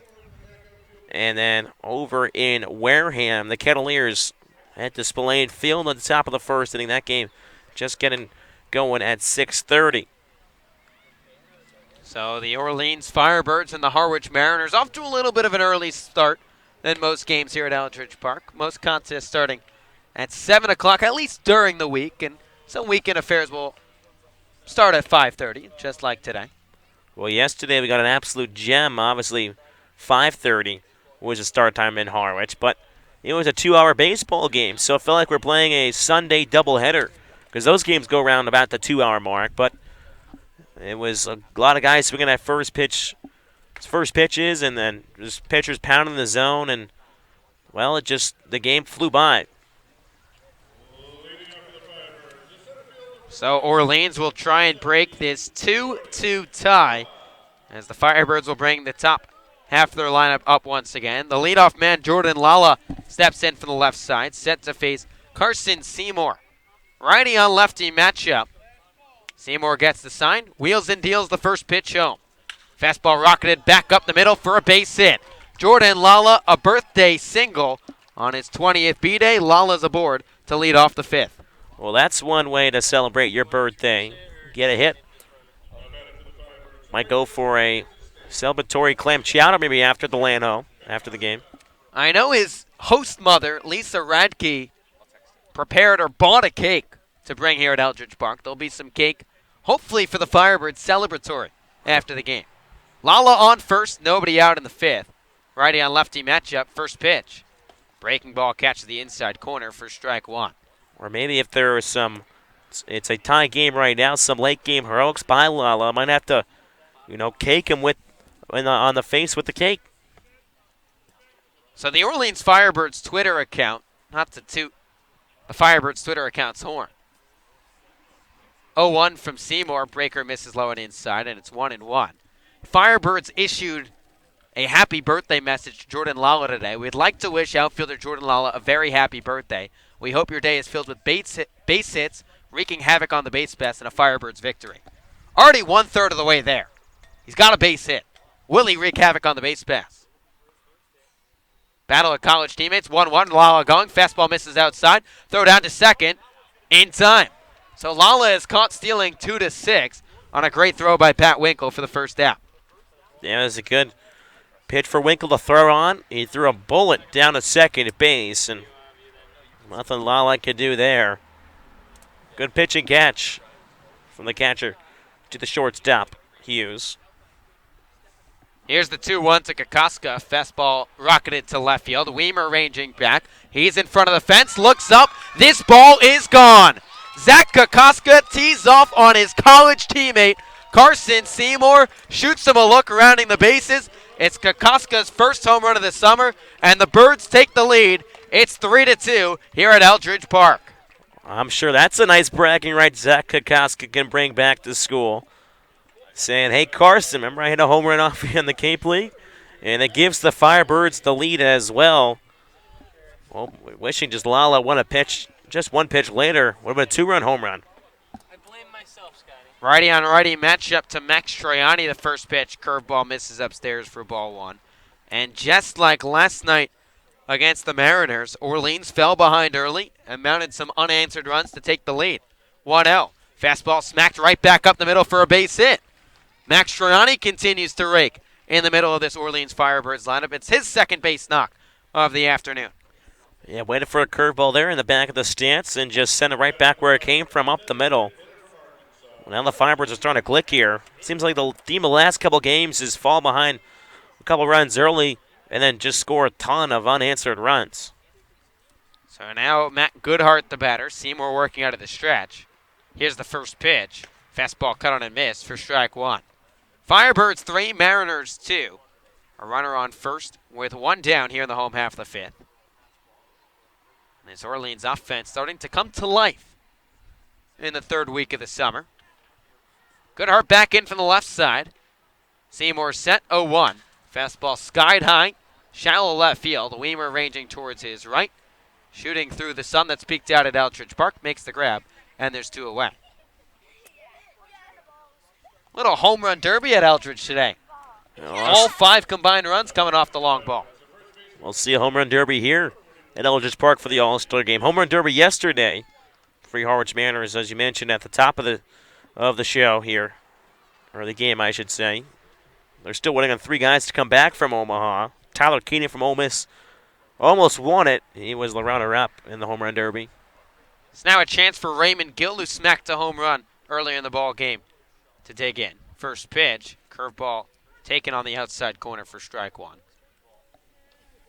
Gill a solo shot on the first pitch he saw back in the second. Worked to walk in the fourth. Heart of this Orleans lineup starting to put things together.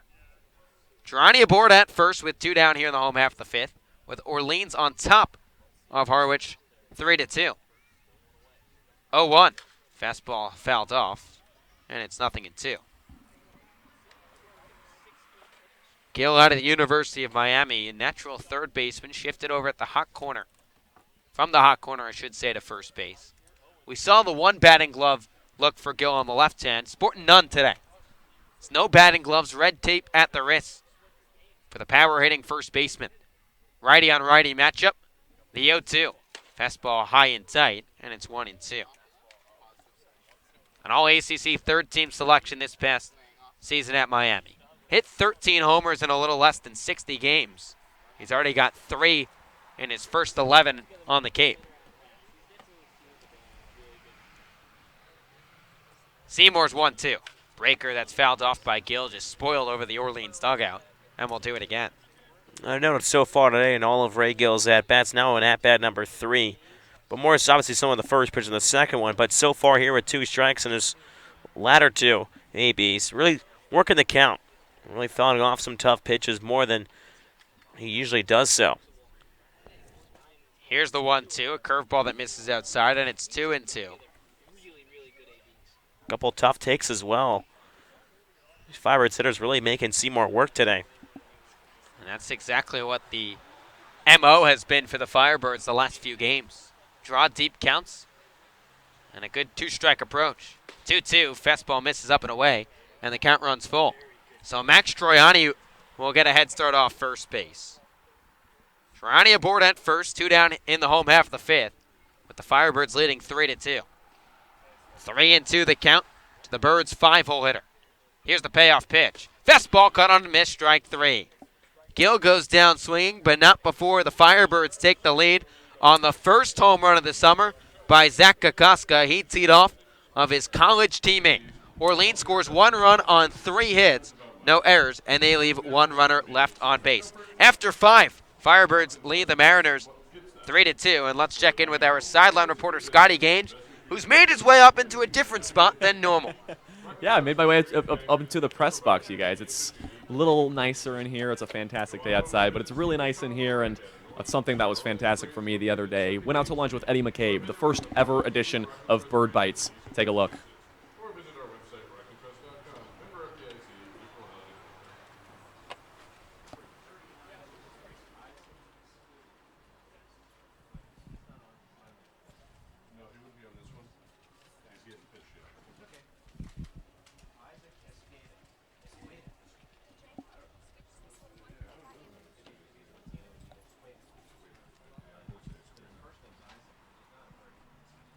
Bryce, let me know when the video is done.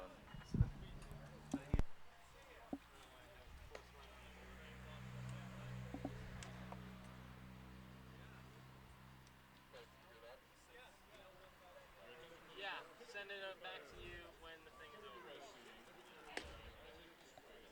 It's Kada.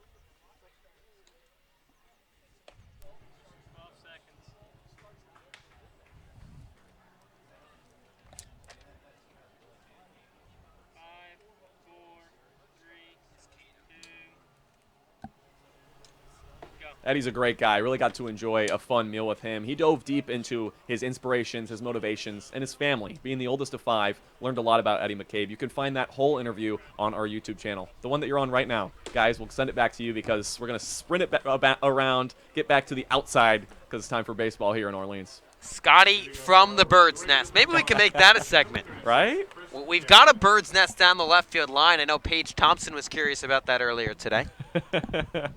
So we'll head to the top of the 6th at Eldridge Park with the Firebirds leading the Mariners 3-2, and Jared Schuster's day is done after 5 strong innings in his 3rd start of the summer. He'll give way to Isaac Isqueda, southpaw from USC, set to make his Firebirds debut. First pitch to Chris Gowan, bunted up the first base side. Isqueda backhands, underhand flip to Gill in time at first base. So Gowan trying to showcase the wheels, and Isqueda makes him pay, quickly fielding it on the first base side for the first out of the inning. Well, that was a bang-bang play over at first base. The pitcher, Isqueda, gives some recognition to Gill right after the fact as he's back on the hill. Gill just reaching there in the nick of time. So let's give you the final line on Jared Schuster. 5 innings, 2 hits, 2 runs, both earned, 2 walks, and 6 Ks.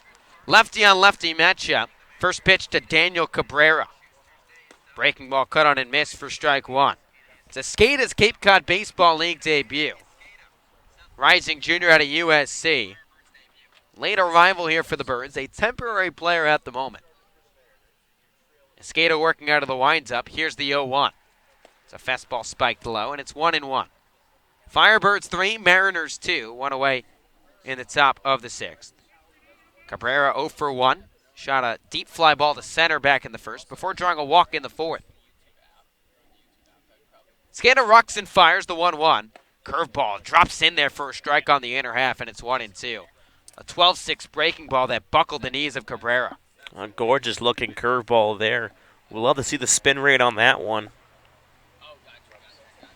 So Escada ahead 1-2. Here's the pitch. Curveball tails outside, and it's 2-2. Seems in the early going, Escada working with a couple of different curveballs. Had the 12-6 breaker, and now one that maybe breaks more 10-3. Trying to mix in a couple breaking balls to keep the Mariners off balance. 2-2 coming. Curveball just missed low. Another 12-6 breaker from Escada, but dropped below the knees of Cabrera, and it's 3-2. Cabrera, a couple tough takes here now. A couple pitches that just a hair up or a hair over. Coming punched out for strike 3. So here's the payoff pitch. Curveball smacked out to right center field. Lala shifted in left center. Long run for him. He's looking up at the track. Makes the grab at the fence. Jordan Lala ran a country mile. Was positioned the other way. Able to track that ball in straightaway center for the second out of the inning. Yeah, he had a run almost into a different county or area code out there. As you mentioned, shading over towards left center. Ran all the way almost to the wall out there in right center. Just over by the American flag out there. Heck of a play by Lala. So Lala showcasing the wheels here in the 6th. First pitch to Cavadas. A breaking ball that misses low for ball 1. So maybe the tweet that was sent out by the Orleans Firebirds didn't capture everything correctly. He showed off the wheels, just not on the base paths, rather than center field. Lefty on lefty matchup. Escada's 1-0. Fastball runs high inside. It's 2 balls and no strikes. Cavadas got the offense started for the Mariners. A double to lead off the second before Corey Acton delivered the last Harwich hit at the moment. A 2-run shot. They've been hitless the last 3 2/3. 2-0 from Escada. Fastball nubbed off the end of the bat to the third base side, and it rolls foul. And it's 2-1. Well, that's very similar to last game. The Mariners went hitless from around the 4th inning, or the 3rd inning up until they got a hit in the 5th, but they were blanked for about 8 or 9 hitters in a row yesterday. So here's the 2-1 from Escada. Fastball cut on and missed, and it's 2-2. Make it 6 batters in a row retired by the Orleans Firebirds. A job well done by Jared Schuster, who's in line for his 2nd win of the summer.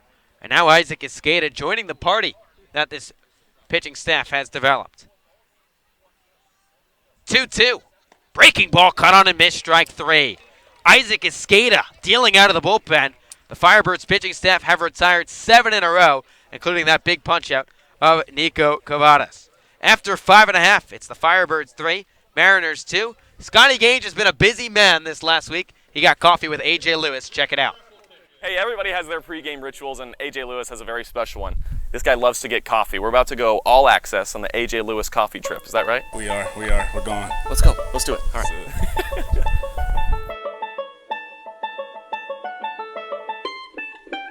Okay, perfect world scenario. You walk in and you say, I'll get the A.J. Lewis. I don't know about all that. You have coffee before every game. Where did that start for you? It's just something that I started during school, honestly. Every morning I get up, I like to drink coffee. They call me an old man for that. Just got into a routine of it. It's not even that I need the caffeine. I just like being a routine-oriented person, and that's just one thing that I've always done. What's the place to go to here? So I fell in love with Joe Mama's. Oh, you did? Joe Mama's. Joe Mama's is the spot we're gonna go today. I feel like when you walk in, the place is gonna go like, Yeah! I don't think that's the introduction I'll get, but if I do, that'd be pretty cool. do you have like an order there? We'll see. Oh. Smile. We talk every day. Lillian. Oh, yeah, I bet you know her well. Hopefully she's there today. Did we pass it? Did we? Yeah, we did. It's back there. Yeah, definitely passed it. There we go, baby. Are you ready? I'm ready. Oh, I'm ready too. Okay, let's do it. Let's do it, man. Do you know this guy? Yeah, AJ. Oh, you do know him. That's right. I know you get the same one every day. That's the Americano, right? It is. It is. Where does this one rank? You're with me, so it adds points, right? Yeah, definitely, Scott. I think all coffee. Welcome back to Eldridge Park. The Orleans Firebirds lead the Harwich Mariners 3-2 as we head to the home half of the sixth. Pitching change for Steve Angler's squad. He brings on the southpaw Cam Bauman, set to face Danny Soretti. First pitch to the switch-hitting second baseman. Fastball misses low for ball one. Soretti turned around after batting from the left side the first 2 times. A single and a sac fly already for the Tar Heel from North Carolina. 1-0, fastball smacked back up the middle. The shortstop Hughes shuffles to his left, throws on to first base for the first out of the inning. Well, I was about to say before Soretti grounded out, he's been doing well against the Mariners so far after going hitless his first couple of games. His last AB in yesterday's game was a loud one, a double off the wall. And then so far in this game, had a single and then a sacrifice fly. So he's been so far so good against the Mariners this year, really getting better at the dish every time he steps up to the plate. Lefty on righty matchup with Shea Whitcomb, the batter. First pitch, fastball right down the chute for strike one. Let's give you the final line on Carson Seymour. 5 innings, 6 hits, 3 runs, 2 earned, 3 walks, and 2 Ks. And it's his college teammate, Zach Kokoska, that's made the difference in this ball game. 0-1. Breaking ball chopped to the left side. Past the diving third baseman, Cam Thompson, into left field for a base hit. So Shea Whitcomb continues his hot bat. He's aboard for the first time today. Yeah, Whitcomb, another guy against the Mariners yesterday, had some success collecting 2 hits. The only Firebird with a multi-hit game. Obviously, the team themselves only had 6, but Shea Whitcomb's starting to gain some more confidence here on the Cape. So Rob Emery now up for the 3rd time today. Bauman out of the stretch. The first time this afternoon, first pitch. Fastball misses low for ball 1. Orleans 3. Harwich 2. Here with 1 away in the home half of the 6th inning. It's a game that mirrored yesterday's ball game as well against the Mariners. Lefty on righty matchup, the 1-0. Fastball misses low. It's 2 balls and no strikes. Yesterday at White House Field, Firebirds fell behind 1-0, but then scored 5 unanswered runs. And it was dispersed amongst their order, and once again, Orleans this time fell behind 2-0, and they lead 3-2. 2-0, fastball check swing from Emery, just chops it back, and it's 2 balls and 1 strike. Well, you mentioned it mirrored yesterday's game, and that's exactly right. You know, Ozzy, I hope it continues like this. You know, obviously both these sides play each other 6 times. I'd be okay with, going down 1 or 2-0 in the first 2 innings and coming back to win it every time. I think Kelly Nicholson would agree with you wholeheartedly. Bauman working from the first base side of the rubber, staring right at Whitcomb at first. 2-1, fastball hit to the left side, through the hole for a base hit. Rob Emery joins in on the action. He's aboard for the 2nd time today. And the Firebirds with 2 on and only 1 out. And Josh Zamora digging in. Well, it's been a hit party so far for the Firebirds. Make that number 8 on the hit column for the Firebirds. We'll have to see if they can try to capitalize in this half inning. And meanwhile, Harwich hasn't had a hit since the 2nd inning after that 2-run shot by Corey Acton. So a chance for Josh Zamora to pad this Orleans 1-run cushion. Lefty on righty matchup. Here's the first pitch. Fastball right down Broadway for strike 1. Zamora a couple deep fly balls off the bat. Sprayed 1 to center in the 3rd, 1 to left in the 4th. Shifted down to the 9 spot and a little bit of a skid right now. Zamora just 1 for his last 20 at the dish. Relaxed stance from the right side, the 0-1. Curveball that he lays off of just above the chute tops, and it's 1-1. Zamora batted .320 this past season at Nevada. 2nd team All-Mountain West Conference selection. At one point, you'd think the bat would come. The power has been there. 2 homers, 6 RBIs. Playing in his 14th ball game. Wind starting to pick out to straightaway left field. 2 on and 1 out here in the 6th. Check on the runner at second, the 1-1. Breaking ball that Zamora thought about chasing but thought better of it, and it's 2-1. Orleans 3, Harwich 2, last of the 6th at Eldridge Park. Emery aboard at first. Wick comes off of second. 9-hole hitter Josh Zamora, sporting the high socks from the right side, steps back in. Here's the 2-1. Fastball rocketed to third baseman Thompson under the glove down the left field line for a base hit. Whitcomb charging around from third. He'll score without a throw.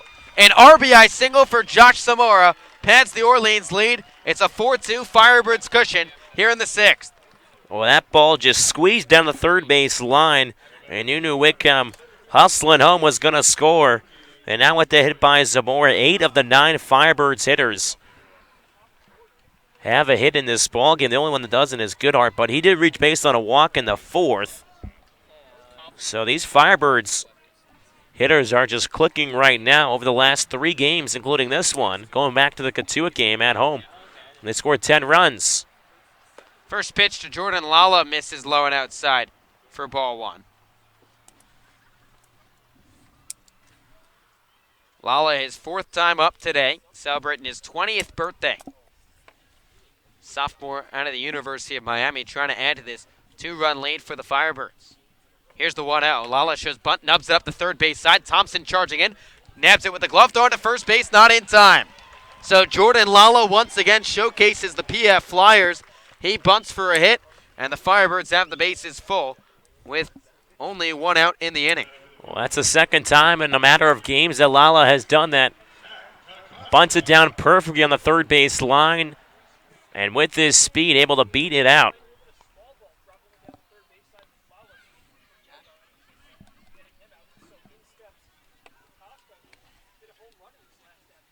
It's now Zach Kokoska, who teed off in his last at-bat, would dig in with the bases full. Bauman out of the winds-up, first pitch. Fastball skied on the left side of the infield. Thompson ranging back. He's got a beat on it in foul ground. Makes the grab for the second out of the frame. So maybe Kokoska a little happy trying to really break this game open for Orleans. Just pops up for the second out. Big out for Bauman. Still, there's a little bit of work left to do.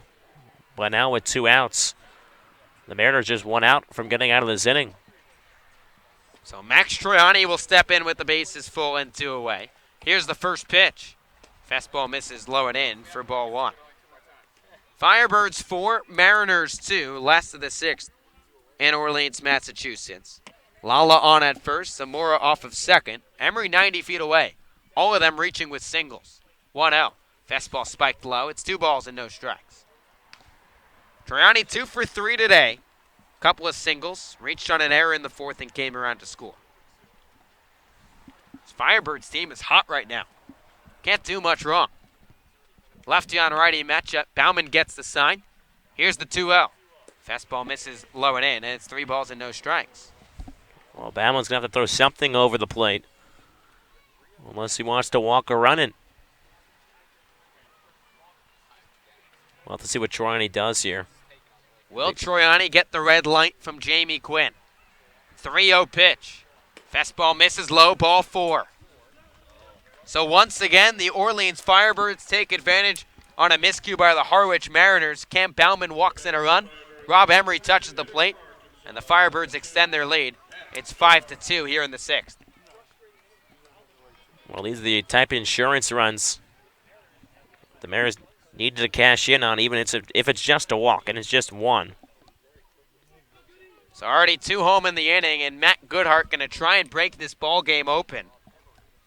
Goodhart, the 8th hitter this frame. It's been a little quiet tonight, 0 for 2. Couple shots the other way to left field. Mound meeting for the Mariners broken out.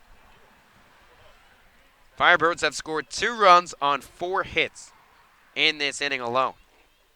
All of them singles. They must have been watching the Max Troiani tape then. Troiani's got a pair of hits today. He's on at first. First pitch to Matt Goodhart. Fastball misses low for ball 1. Goodhart, 3rd straight start at DH in the cleanup spot for the Firebirds. Out of Arkansas, lefty on lefty matchup. Bases full with 2 away. 1-0. Breaker misses low. It's 2 balls and no strikes. Make it 4 consecutive balls issued by Cam Bauman. So if you're Steve Angler, do you make the call to the pen or do you try and let Bauman get out of it? 2 balls, no strikes to the Birds cleanup man. Base is full. 2-0. Fastball paints the outside corner, and it's 2-1. Well, if it was Mike Roberts, he would have probably pulled Bauman in the middle of the AB. He would have made the call 14 pitches ago. Bases loaded of Birds with 2 away in the 6th. Bauman balked. Home plate umpire Joseph Caraco saw the glove movement from Bauman, pointed at it, and yelled. So Josh Zamora will score from third, and both runners advance 90 feet, pushing Lalo to third base, Sharani to second, and the Birds once again capitalize on a Mariners mistake. It's 6-2. Well, that's one of those mistakes that kind of hurt him back in the fourth inning as well. 2-1, fastball chopped foul, and it's 2-2.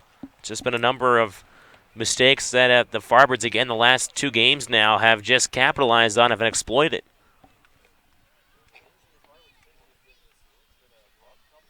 So 2-2 the count to the cleanup man, Matt Goodhart, and Bauman steps off. Thought for a second he kind of just lost grip of the baseball in his mitt. 2-2. Breaker misses low and away, and it's 3 balls and 2 strikes. Raymond Gill waits on deck for the Firebirds. He would be the 9th man up this frame for Orleans. Firebirds have put up a 3-spot in the inning already. Here's the payoff pitch. Fastball chopped the other way, right at the shortstop Hughes. He charges in, makes the throw on the run in time, and this side is retired. But not before the Firebirds score 3 more runs on 4 hits, no errors, and 2 runners left on base, and Orleans is trying to find their way offensively as we're through 6 complete innings here at Aldridge Park. It's a 6-2 Orleans lead, and our guy Scotty Gage once again is walking his way, not all the way up to the press box this time, just halfway up. Yeah, I had a bit of a workout. I went about 5 steps down. I've got a great view of the field, and the guy that's been having that view the entire day is our sport analytics intern, Mr. Sam Martika. And Sam, you have a very important job today. Tell me about it. I do. So the scoreboard out in left field is supposed to have a pitch speed. Hasn't really been working out last couple games, but tonight, we hooked it up. Took everything out and point shoot, and so far we've had a great night. It's working. The speed's showing perfectly, and it's been great. Pass, shoot, and score like in Miracle, right? Absolutely. It's just point. You could either use the trigger here or the transmit button. Either way works, and then you just point at the pitcher, transmit when the pitch goes, and you see it right up on the scoreboard. You've got to give yourself more credit. I know we were talking. You said you got to press the transmit button right away because it's so strong that it's going to pick up either the hit or the throw back from the catcher and kind of make things a little more confusing. You're on it every pitch this game, it seems like, huh? Right. So you might see, 75-mile-an-hour curveball, and then, right away you see 33, and it's like, what's going on? That's, the catcher throwback. So you got to make sure, we just get the pitch, hit transmit, and then it'll just display the pitch for you. So. Not too terrible of a view we've got here, is it? Not at all. I can see the whole field. It's beautiful. I would not mind doing this the rest of the summer, that's for sure. All right, to those at home, we see just what you see, but just a little bit better. Thomas and Josh, we'll send it back to you, and I'll send it back to you. I'll look at you guys and watch the game. It's fantastic. What a day. Sam Martika. Thank you, buddy. You're welcome. And thank you, Scott. A seasoned veteran in Sam Martika and the radar gun as the first pitch to left fielder Joey Weimer is in there for strike 1. Firebirds have exploded in the last 2 games on the offense. They now lead 6-2 over the Harwich Mariners as the 0-1 pitch misses the outside corner. Got 1 ball and 1 strike. The Firebirds have now reached double digits in the hit column. They have 10 in the ball game. Firebirds put up a 3-spot in the bottom half of the 6th inning. We're here in the top of the 7th. 1-1 pitch to Reamer. Chops one hard, foul just over the Mariners bench on the third base side. Count 1 ball and 2 strikes. Weimer, pair of strikeouts so far in this ball game. As Isaac Escada is on the hill for the Firebirds. We'll have to see how long Kelly Nicholson will stay with him. 1-2 pitch is slaughtered foul down the third base side. Count remains 1 ball and 2 strikes as Weimer is on it, but just a tad too early. Of course, Dawson McCarville pitched 4 scoreless innings in relief to pick up the save.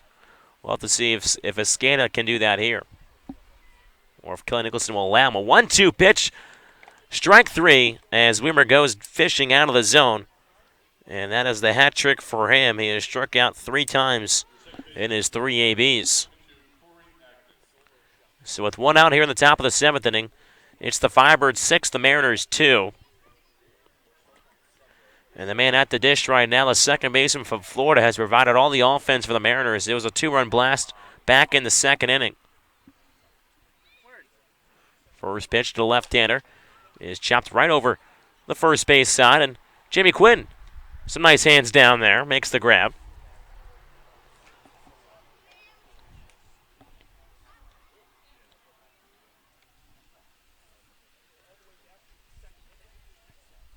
Left-hander Scandal, left-hander Acton. 0-1 pitch, big swing and a miss by Acton. That home run back in the second inning drove in Cavadas, who started off that inning with a double. Went over the left field fence. Scandal from the lineup. The 0-2 pitch to Acton. Curveball misses low and outside. Count 1 ball and 2 strikes. It has been 8 straight Harwich Mariners have been retired. The last Mariner to reach was Corey Acton back in the 4th after a walk. 1-2 to Acton. Just reaches for that one and slashes it over the third base side over Route 28. Count 1 ball and 2 strikes here on Acton. Get one down the inning here on the top of the 7th. It's a 6-2 Firebirds lead. 1-2 for Skata. Curveball misses low and outside, trying to get Acton swinging at a pitch out of the zone. He's able to lay off.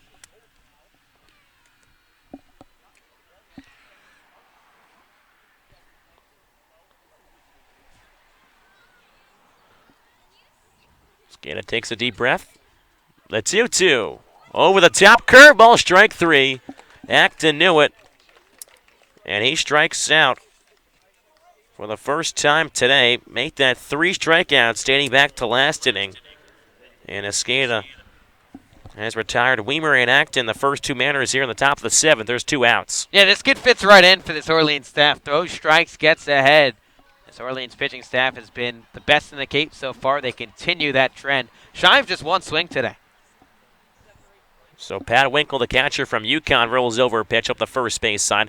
Gill moves in towards the hole under toss towards Escada at first base. And Winkle is retired. A 3-1 putout. No runs, no hits, no errors, nobody left on base. It's a 6-2 Firebirds lead. A stretch time from Eldridge as we're now going to send over to Scotty Gage for Searching for Scotty. Scotty, where are you? Yeah. All right. I hope this is a little bit harder. You know, many people would say that the nosebleed seats are the worst seats that you can get. But at Eldridge Park, they're the best. And I am in the nosebleeds. Do we have any ideas for where I might be, gang? I've got a guess. Yeah, let me hear it. My guess, Scotty, is you're on the top of the hill. You're so smart. You're so smart. Okay, now the question is, can I locate you? Because that's the real thing. We have found you. You're near like and no riddle for if you can locate me. And you have to let me know when you find me. I finally see you. You're on a beeline straight from us to the greenhouse, it looks like, at the school. Yes. You got me. Here I am. Is that a greenhouse? I know. How many fingers am I holding up, huh? 2! Yes. Well, I'm holding up 2, and the best part about today, you guys, is the fact that we have fun fans here. We can do a zoom out, see all the fans on the hill. I'm just gonna chit chat with some of them. Are you having a fantastic day today, sir? Absolutely wonderful. A wonderful day. What's your name? My name's Fran. Fran, it was nice to meet you. It's a great day today. We're gonna keep moving along here. Does Scotty? I think you're the fan of the day. What's your name? My name's Noah Taylor. Noah Taylor. Are you? You're much taller than me when I'm like this. I'm gonna step up. We're on TV right now. Are you enjoying the Firebirds game? Yeah, it's a good game. They're winning 2-6. So how about you've got the nosebleed seats right here, but they're not bad, are they? No, they're pretty good. You can still see everything. They're fantastic. Oh yeah, everything's good. Noah Taylor is fantastic. He is the official first time ever the Searching for Scotty Firebirds fan of the game. How does that feel? Oh, it feels great. You know? Yeah, it's a big accomplishment. I know. Yeah, it makes my day. I made your day? Give me some. Are you kidding me? I just made his day. You made my day, Noah. What a day, guys. Hey, I'm having a great day. Noah just give me some. Are you kidding me? He just made my day so great. We'll get back to baseball. What a day, guys. Come on. And thank you, Scotty. Scotty, I want to hear some more information about where you are in those nosebleeds. Those are actually where the food trucks used to be back in my heyday, where instead of the Nauset, over there where the food is now. Heyday, Thomas. That's an understatement, my friend. So, Scotty, those are the food truck lines where they used to be. They used to be stretching out all the way down the first base side. Again, Searching for Scotty. That is in the 7th inning stretch. And, well, so far we're 3 for 3. We've found Scotty so far. The bottom half of the 7th inning, Ray Gill, the first baseman, will start off from the right side. He's had a busy evening for the Firebirds. He put him on the board in the second inning, a solo shot, his third on the summer.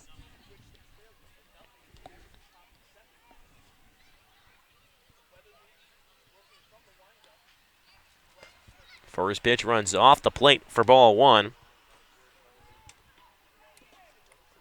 As Gill so far, besides the home run, he walked back in the fourth. 1-0 pitch. Just misses the knees for ball two. Count 2 balls and no strikes on Gill. Again, here in the bottom of the seventh inning, it's a 6-2 Firebirds lead. They have scored 6 unanswered runs after the Acton home run. 2-0 pitch outside corner for strike one. Gill acknowledges where the pitch was. It's a good feeling, ain't it? Yep, that's a strike. I agree.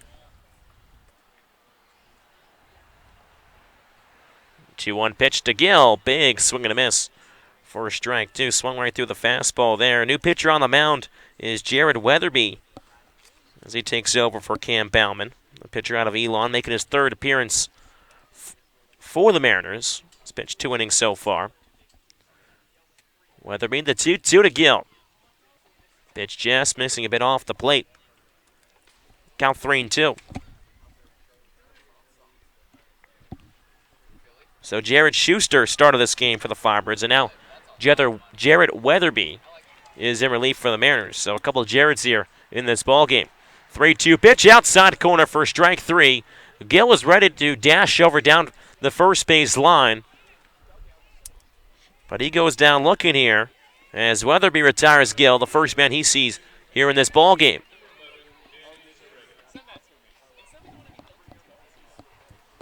So one out here in the bottom of the seventh inning. The switching second base from UNC, Danny Soretti from the right side, facing a left-hander pitcher and Weatherby. First pitch of Soretti nubbed up just past the pitcher's mound, charging in the second baseman. Acton has to throw on the run, but Soretti beats it out. It's an infield single for Soretti, as Acton, the second baseman, had no play at all with the speed of Soretti hustling down the first base line. So the Firebirds pick up their 11th hit of this ball game, and Soretti has 2 of them. Nice game so far for Soretti. Also a sacrifice fly in the fourth, as he now leads off of first with just 1 down here in the bottom of the seventh. Again, Firebirds 6, Mariners 2. So here come the shortstop from the right side, as Weatherby works from the stretch. First pitch fastball runs up and out of the zone for ball one. Whitcomb singled and scored last inning in the 6th. That was part of the 3-run 6th inning that really opened things up here for the Firebirds.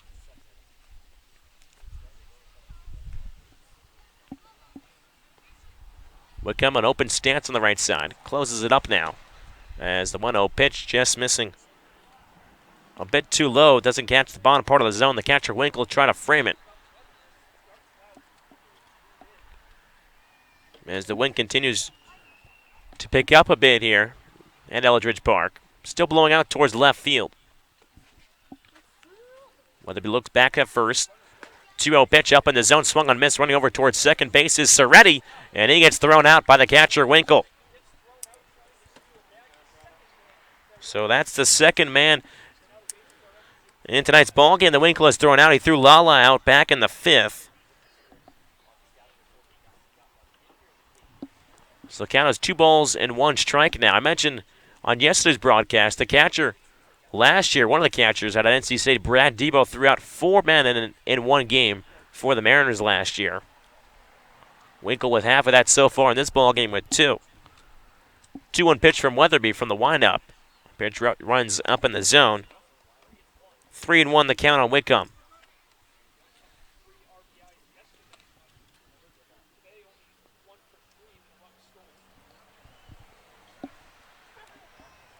So now with nobody on and 2 out here, the 3-1 pitch is a wave and a miss for strike 2. Pitch up in the zone. Whitcomb couldn't get the barrel around just in time.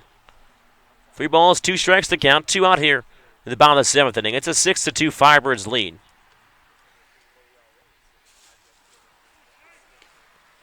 Whitcomb steps back in the right-hand side. as Weatherby from the windup. The 3-2 pitch. Fastball runs upstairs, ball 4. And Whitcomb works a 2-out walk here. After Reddy was caught stealing in his AB, the Firebirds have a runner on once again. Thomas, this is incredible what this Orleans team has done this season. Think about how many times in the early going they've gone down early in the ball game. Yet their pitching bounces back, they settle in, they haven't surrendered a hit since the second inning, and then the offense comes alive. The pitching staff is so dominant, it really buys the hitters some time to get adjusted to what they're seeing on the other side. And the Firebirds yesterday were getting no hit after basically 4 innings or so as the catcher Rob Emery fouls it back to the screen for strike 1. Jacob Polish, the pitcher from Stanford, the southpaw, was throwing an absolute gem for the Mariners. Struck out 9, but unfortunately ran into some trouble heading in towards the latter part of his outing. 0-1 pitch just misses the outside corner for ball 1. It counted 1 ball and 1 strike. You can see Rob Emery's dad over on the first base side taking maybe some photos and a couple of videos of Rob.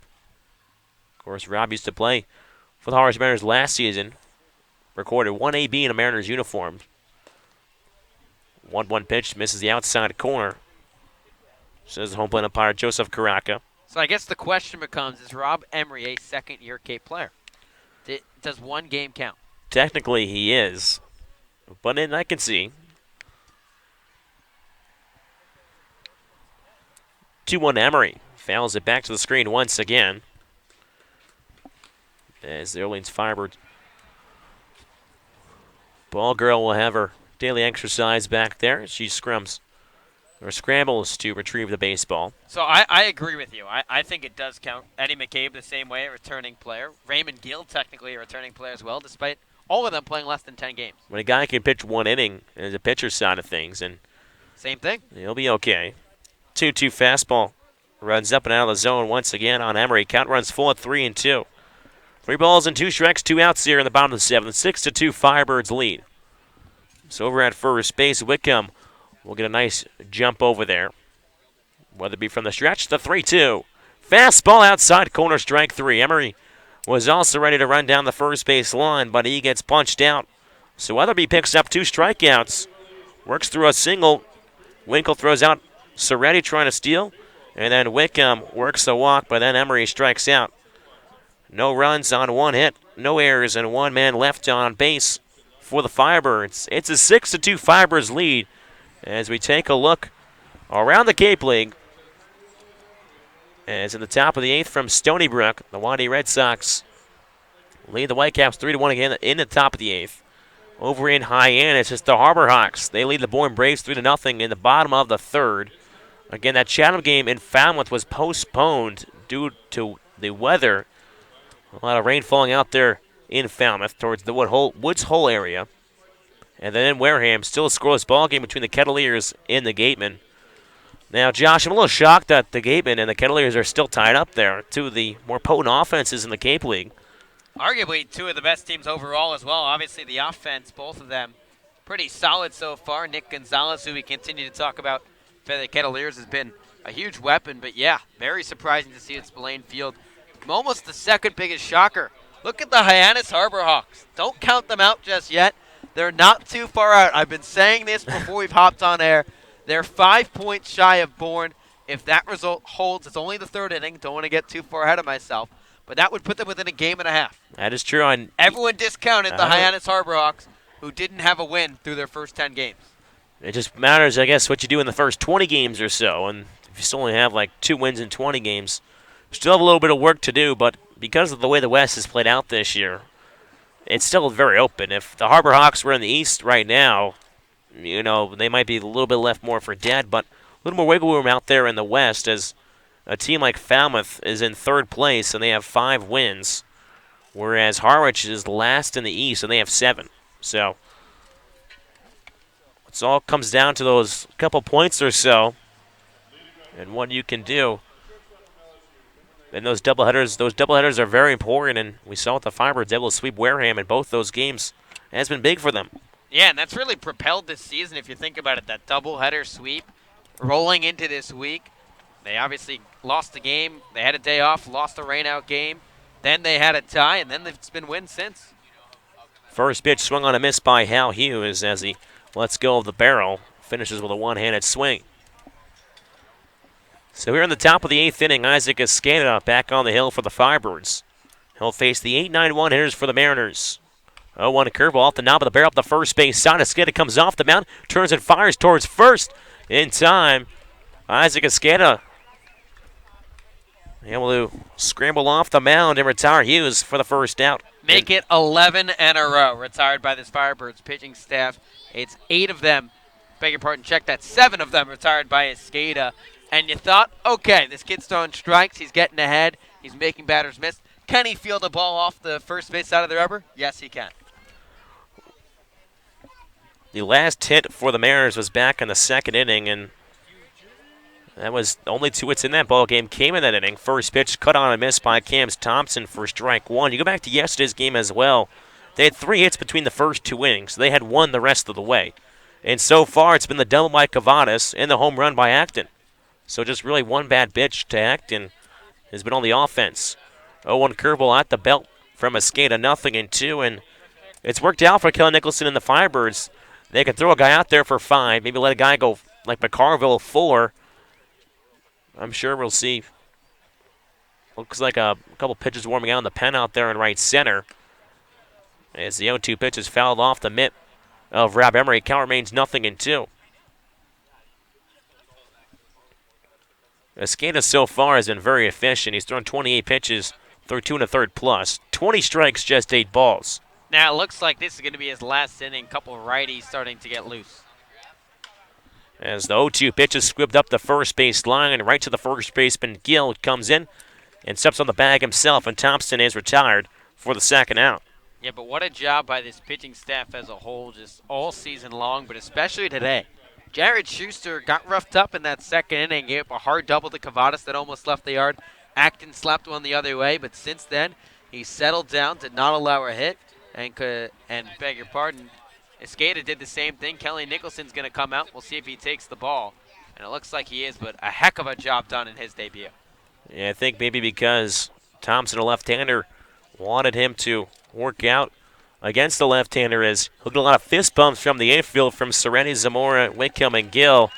And that is it for Isaac Escada as he tips his cap to the Orleans faithful up on the hills. They give him a nice round of applause, and it was a very good relief performance by Isaac Escada. Goes 2 2/3, does not allow a hit, no runs, no earned, no walks, and 3 strikeouts. 3 of the batters he faced. As Nick Garcia will warm up for the Firebirds. We'll step aside while he gets warm. We'll be right back. Listen to Firebirds Baseball on the Birds Broadcast Network.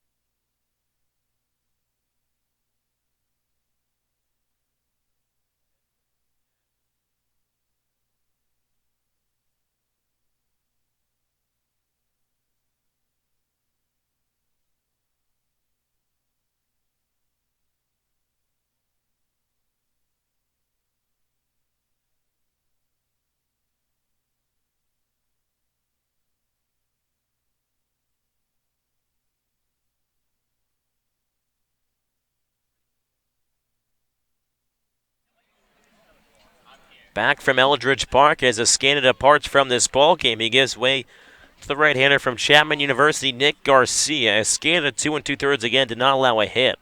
The last hit for the Mariners came back in the second inning. As the first pitch to Mac Marusek is in there for strike one. Garcia making his 6th appearance on Cape Cod. Has pitched 4 1/3 innings. Righty-righty matchup first as the 0-1 pitch is a half-hearted swing, but Marusek goes around. Fastball above the letters and out of the zone. As Marusek so far 0 for 3. That is the theme for most of these Harwich Mariners hitters. So with 2 outs in the top of the 8th, it's a 6-2 Firebirds lead as the 0-2 pitch just reaching for his Marusek as he bats it off the screen on the Firebirds dugout. A couple of players going off the top level there as they back away. Again, just 2 hits for the Mariners. The Firebirds, 6 runs, 11 hits. Garcia kicks and deals. The 0-2 pitch, cut on a miss for strike 3. And Marusek goes down swinging for the 3rd time today as the Firebirds retire. The pitching has retired. The Mariners in order here in the 8th inning. It's a 1-2-3 inning work between Escada and Nick Garcia. No runs on no hits, no errors, and nobody left on base. After 7.5, it's a 6-2 Firebirds lead. We'll be right back. Listen to Firebirds Baseball on the Birds Broadcast Network.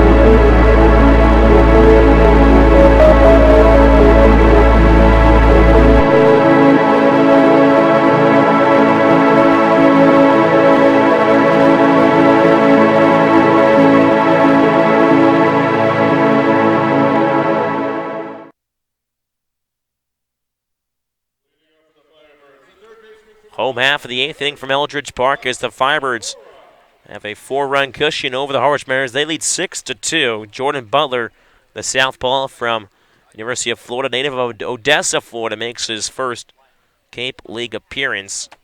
It's been all Firebirds so far in all aspects. First pitch to Josh Zamora is in there for strike 1.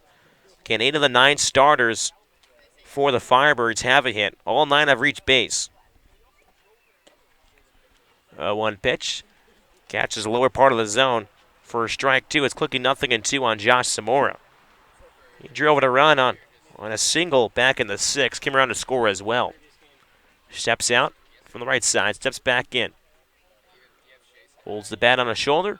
Picks it up now. The 0-2. Pitch misses low one in as the catcher Winkle just couldn't quite hold on to the ball. Got 1 ball and 2 strikes here in the bottom of the 8th. Nobody on, nobody out. 1-2 pitches Zamora is a major league pop-up on the infield on the left side. Third baseman Thompson coming in a couple steps in on the grass and makes the catch for the first out.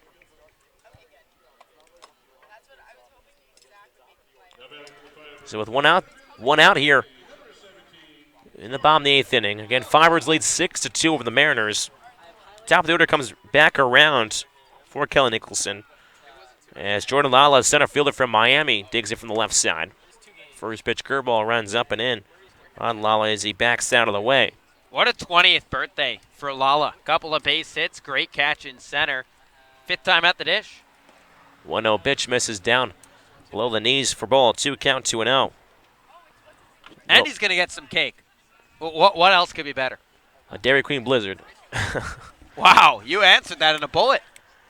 2-0 pitch. Swings right through an off-speed pitch. Count 2 balls and 1 strike. I know for you, Ice Cream Cafe right down the road. That would be it. It only took till game 15. Ice Cream Love that Cafe. place. Gets me fired up. 2-1 pitch to Lala. In on the hands. He fouls it over Route 28. Count 2 balls and 2 strikes. Shout out Sam Martika, too. Works at Ben & Jerry's. A little ice cream action. You can maybe hook us up sometime. Again, he's running the pitch here as the 2-2 pitch comes right at us, just a little bit above us. Should have brought my adult glove to the ballpark today. I was writing something in my scorebook. I popped up to a loud thump. Let's hit it. We have a tarp against here just in case it was going to rain as it sprinkled earlier. 2-2 pitch to Lala. Spills that one off once again on the third base side. Count remains 2 balls and 2 strikes. Now, there have been some close calls, about some foul balls. One time it hit the broadcast equipment. I forgot where we were, and it ran up against your computer. Oh, we found a way through. It was okay. We made it happen.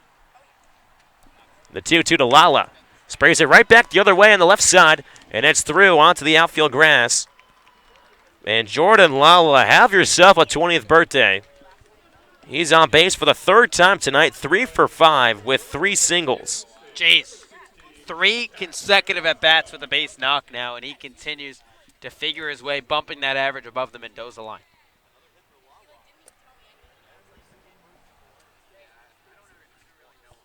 So now Zach Kokoska, the right fielder, will hit a long ball back in the 5th inning. First pitch, it's a wave and a miss for strike 1, a pitch low in the zone. 0-1. That is the Firebirds' 12th hit tonight. We have really seen these bats come alive over the last 3 games or so. As the wind blows out towards straightaway center. 0-1 to Kokoska. Wraps it down the right field line into right field for a base hit. Going from first to third is Lala. He's in easily standing up. And the Firebirds continue to pour it on here in the 8th. They have runners on the corners with just 1 out. Not a question in my mind. Once that left the bat of Kokoska, that first off it was going to drop in shallow right field, and that Lala was going to go first to third. The 2 of them at the top of this lineup, they've got 5 hits. They are a combined 5 for 10 with a home run. That's some Nick Gonzalez numbers right there. As Max Troiani, he's been hot at the plate too. He digs in from the right side. He shows bunts it up the first base side. The pitcher Butler only option is to first base, just getting Troiani in time as Lala comes in to score. So the Firebirds tacking on an insurance run here in the 8th inning. They now lead 7-2. As Kokoska advances to second base on the safety squeeze up the first baseline. I'm sure Jamie Quinn and Kel Nicholson will have a smile on their face. All of that practice paying off with the bunting. First pitch to Matt Goodhart is in there for strike 1. Goodhart reached base once on a walk back in the 4th. Left-hander Butler fires to the left-hander. Goodhart comes right inside and plunks him on the back. And Goodhart will take his base with a hit-by pitch as the Firebirds now have 2 men on with 2 out. Here in the 8th inning, they lead 7-2.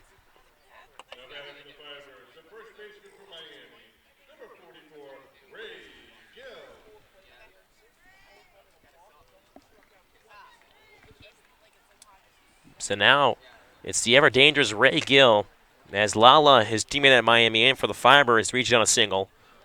A little battle of the state of Florida here between Butler at the University of Florida and Ray Gill out of Miami. First pitch, off-speed just comes in a bit too high there to Gill for ball 1. Kokoska over at second, Goodhart over at first. Again, 2 out in this inning. Firebirds lead 7-2 over the Mariners. 1-0 from Butler. Gill fouls it back to the screen behind home plate. Count 1 ball and 1 strike. there's so many guys in this ball game you can point to in the Orleans lineup and on the mound that had great days. Jordan Lala, Zach Kokoska, Max Troiani. The first 3 hitters in the lineup, all fantastic days at the dish. You then drop down a couple spots. Danny Soretti, Shea Whitcomb also playing their part. 1-1 pitch to Gill is flared out towards right center field. Coming in as the center fielder. Marusic, did he hold on? And he does. Marusic, heck of a play. Sacrificing the body in right center to make the catch to end the 8th inning. He takes away it from Ray Gill. Would have been his second hit on the day. And Marusic makes an impeccable catch out there in right center. But the Firebirds tack on another run here in the 8th. 1 run on 2 hits, no errors, and 2 men left on base. After 8, we'll step aside. Again, Firebirds lead the Mariners by a score of 7-2. Listen to Firebirds Baseball on the Birds Broadcast Network.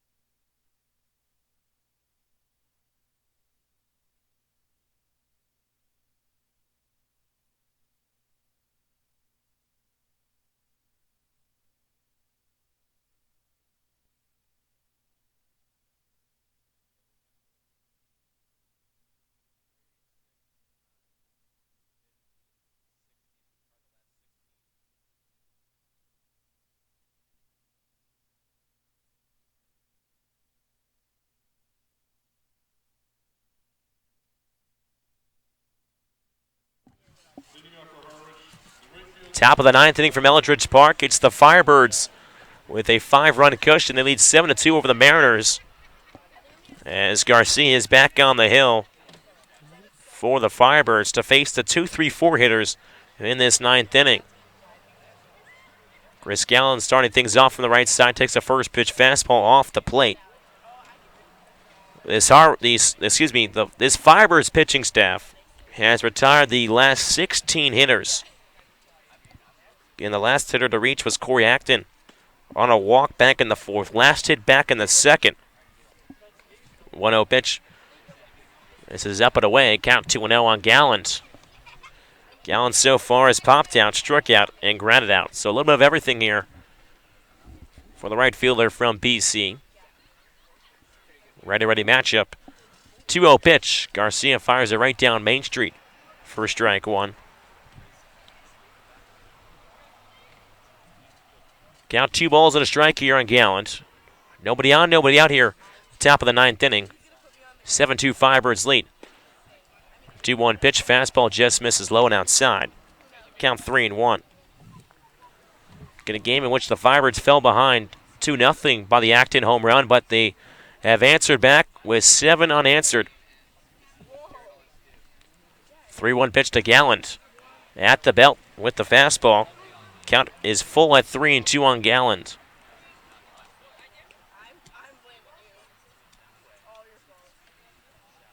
Garcia gets the sign. Set. The 3-2 pitch. Strike 3 call, fastball at the knees. And Gallen goes down looking as he keeps the bat on the shoulder for the whole AB, and it looks like Kellen Nicholson will go to the bullpen for a southpaw. So Garcia strikes out Gallen to start things off in this 9th inning. So we'll step aside as the new Firebirds pitcher will get warmed up. We'll be right back. Again, Firebirds lead 7-2 here in the top of the 9th. Listen to Firebirds Baseball on the Birds Broadcast Network.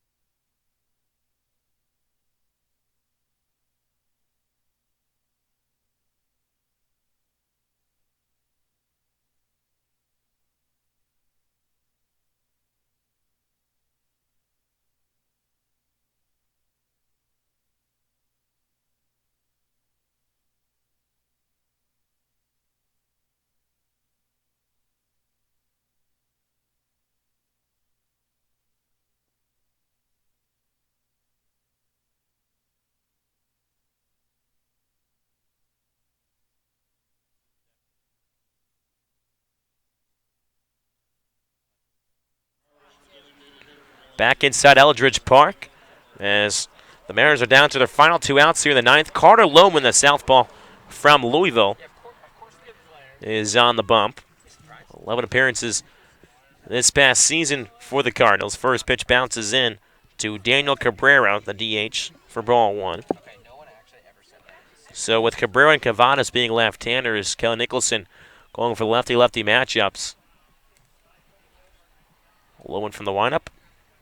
1-0 pitch. Cabrera sends it high in the air towards left field. Daniels, left fielder, coming in a couple steps to his left. Camps under it and makes the catch for the second out.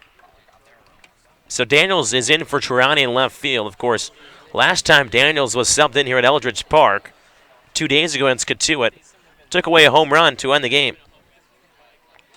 Joey Leperfido for Katuitt hit a high drive towards left field, but it stayed in the ballpark due to Zach Daniels and all the height he has. So Nika Cavadas, first pitch at the knees for strike 1. As the Mariners try to retire the Firebirds try to retire the final 16 hitters of this ball game. 0-1 pitch cut on a miss by Cavadas, count 0-2. So now the Mariners are down to their final strike here in the ninth. 7-2 Firebirds lead. 2 outs, nobody on. Cavadas down the count, 0-2. Lohman gets the sign. The 0-2 pitch comes up and then low and inside on Cavadas. Count 1 ball and 2 strikes. Cavadas accounts for one of the 2 hits for the Mariners tonight. He doubled and scored back in the second on the Acton 2-run shot. So they'll try it once more. The 1-2 from Lohman. Fastball gets past the mid of Emery. Trickles to the backstop on the fastball. Count 2-2 on Cavadas.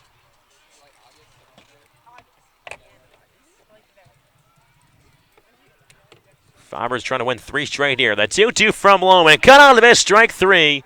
And Cavadas goes down swinging. And that is how this game will end from Eldridge Park. As the Firebirds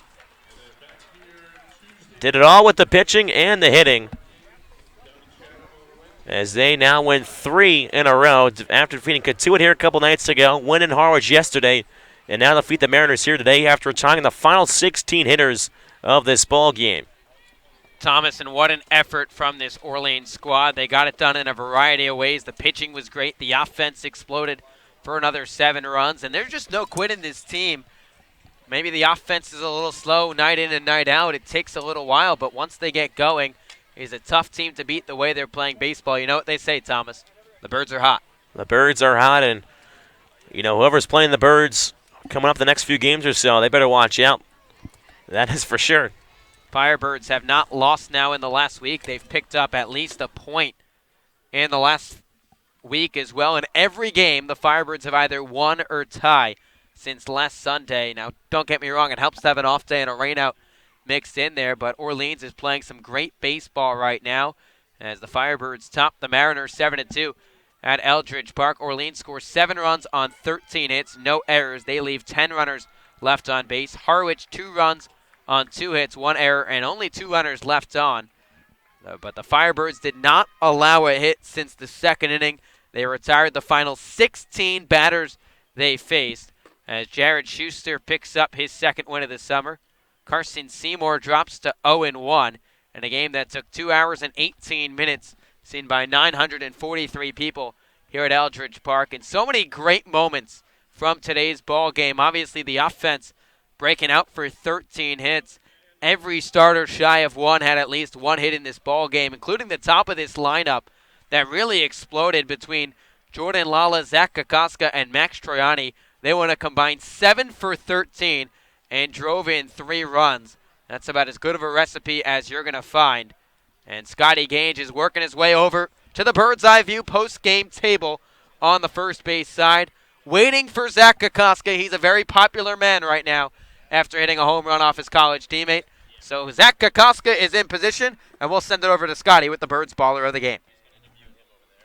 Of the game, Zach Kokoska. You got an extra base hit, and it was a home run against your teammate. How great is that? It doesn't get better than that. Couldn't have picked a better teammate to get a home run off of, and definitely going to have some bragging rights going back into K-State. I noticed as you were rounding second base, you had a bit of a smirk. Did you give him a look at all? No, what actually I did was my teammate was also on third base, Cam Thompson, and he told me before the game that I was going to hit a home run off Carson. So I told him that he called it when I was rounding third base. Whether it was your teammate or not, you clubbed it. What did you see in that pitch? That was a high and outside fastball. I just stayed on the attack and tried to go the other way with it because I know the wind was blowing out pretty hard to left. So I just elevated it pretty good and it went out. So that's what I was trying to do. When you look at the scoreboard, 13 hits for the Firebirds, 2 hits for the Mariners. What does that say about your guys? Definitely shows that the Birds are hot right now. You know, we got over probably 20 hits in the last 2 games, and we're seeing the ball real well. We're swinging it real well. We're not striking out a ton. And we're definitely hitting it hard in play every time. So it's a good time for us, and we're hoping we can keep on the momentum into the next coming games. The Birds are indeed hot. I'm going to let you go because I think Seymour is still over there. You can give him a little bragging rights, right? Yeah, I definitely will. Thanks for letting me go right now. Go. Congratulations. The Birds baller game. Mr. Zach Kokoska, the home run off of his teammate at college at Kansas State. Guys, we'll send it back to you. We got the Bird's Eye View post-game show coming up real soon. Well, thank you, Scotty. As Zach Kokoska, the right fielder from Kansas State, joined Scotty Gange. To start off this Bird's Eye View postgame show, we'll be joined by the southpaw from USC, Isaac Esqueda. Did I get that right first off? Yes, you did. Wow, I nailed it first try. It's not like I asked you before we came on. It's a tough one. But we'll pretend it didn't happen. Isaac, your first appearance here on the Cape, what do you think was working for you out there? I mean, everything was working. Just try to pound the zone. I mean, try to get the curveball, slider, changeup, fastball. Just trying to hit my spots, get over the play, and make my defense work. You came in for 2 2/3 out of the bullpen, set down all 8 batters you faced. Did you know that was going on when you went out there? No, I mean, I was just going blank. I mean, just trying to get in the zone. If everything just felt good. Just like I said, just trying to make my defense work and getting on and off the field as quick as possible. First appearance for the Orleans Firebirds. First appearance in the Cape Cod Baseball League. Any jitters going out there? No, I mean, it's just, like I said, a regular game. Just like in season, just pound the zone, just get out there and just do what I got to do. So this pitching staff as a whole retired the last 16 batters you guys faced. You had 8 of them during that stretch. What does it say about the Orleans pitching staff? I mean, they're all great. I mean, they throw pretty hard. I mean, they have some good stuff. They pound the zone really well, make their defense work as well, and everybody's just a great pitching staff out there. You've only been here for a few days now, but the Firebirds playing some good baseball, winners of 3 straight, first time since 2017. What are your first impressions of this club? I like them a lot. I mean, it's a big brotherhood. Everybody gets along, everybody plays hard, everybody's always having fun, and the Birds are hot. The Birds are hot, yes, as sir. Isaac said. So the Birds are hot, winners of 3 straight. They haven't lost in a week. Isaac, for you personally moving forward this summer, what do you want to accomplish, and what do you think the Birds can handle the rest of the way? Just basically command the zone, less walks, and just basically just trying to command all my off speed, and same thing with my fastball, and just basically trying to see if I could get some velo up. But I mean, other than that, everything's just trying to command mostly.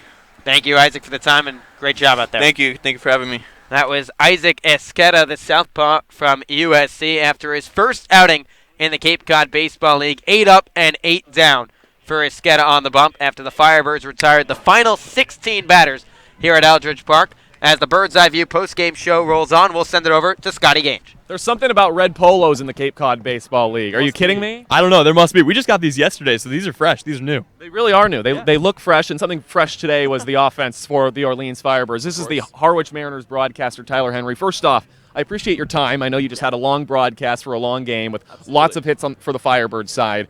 For the Harwich Mariners, it seemed like the pitchers just couldn't catch up to the timely and powerful hitting tonight from the Firebirds. Well, it's weird because this has been a pitching staff that has been phenomenal this season. They lead the leagues in strikeout. They've looked completely buttoned up this year. But, yeah, things kind of got away a little bit today. One debut for Jordan Butler, off to a bit of a shaky start, but I'm sure he'll bounce back. But, yeah, I mean, sometimes when you're hot, you're hot. And Orleans came into this game just on an absolute tear. You could have scored more runs as well, leaving 11 on base. So, you know, it was just one of those days where Orleans had the Harwich number, and, you know, we'll meet again this year later on. Yeah, I know Harwich is not a poor team either. Of course, no team in the Cape Cod Baseball League is a poor team, but having the lead early and then for Orleans to fire back and then just continue that. What does that say about the Firebirds? Is from you kind of more of an outside perspective? Sure. I mean, I think Orleans, they're one of those teams that has the pitching. That's been apparent all season long. And when you add offense to that, 1 through 9, I mean, 7 different guys coming across the score today. Everybody able to find a way to get on base with at least 1 hit, not having to go to any pinch hitters like that. This is a lineup that is awfully deep, and it's going to be tough for other teams to contest with that this season. In addition to that pitching, I mean, you've got it all put together. And I've heard teams that said even when Orleans was sitting in 3rd, 4th place in the East, this could be the best team in the league to watch out for, aside from the Wareham Gatemen. So definitely a team to watch out for and one that kind of put it all on the table today. You really mentioned that and the fact that the Orleans Firebirds were 3rd or 4th in the Eastern Division, but that shows how great the Eastern Division is. Harwich is obviously no easy opponent.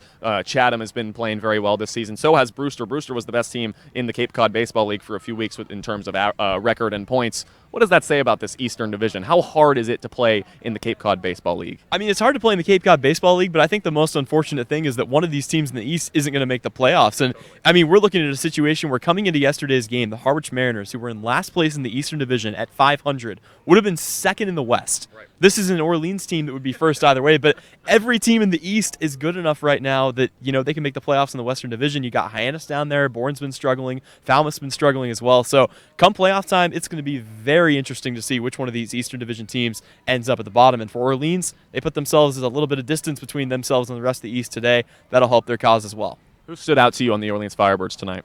Oh, man, I mean, it was a complete combined effort. Like I said, it wasn't like one player came out and completely dominated. 2 different guys hitting home runs, everybody finding their way on base. I mean, I could point to a single player, but I don't think that's fair to what the entire team did as a whole. Everybody on base, 7 different guys coming across the score. This was a complete effort, 1 through 9 today. I said yesterday in our Bird's Eye View pregame show that Tyler so graciously came on to hang out with me on that he is an expert. I think you just showed that. You showed it then, and then you showed it here again. Thanks so much for the time. It was a fantastic day. We're going to see this guy a little later, right? Absolutely. Sounds all right. Good. Thank you so much. Josh, I'm going to send it back to you. We got Thomas Zinzarella coming in here to break down a little more of really how great the Orleans Firebirds were today.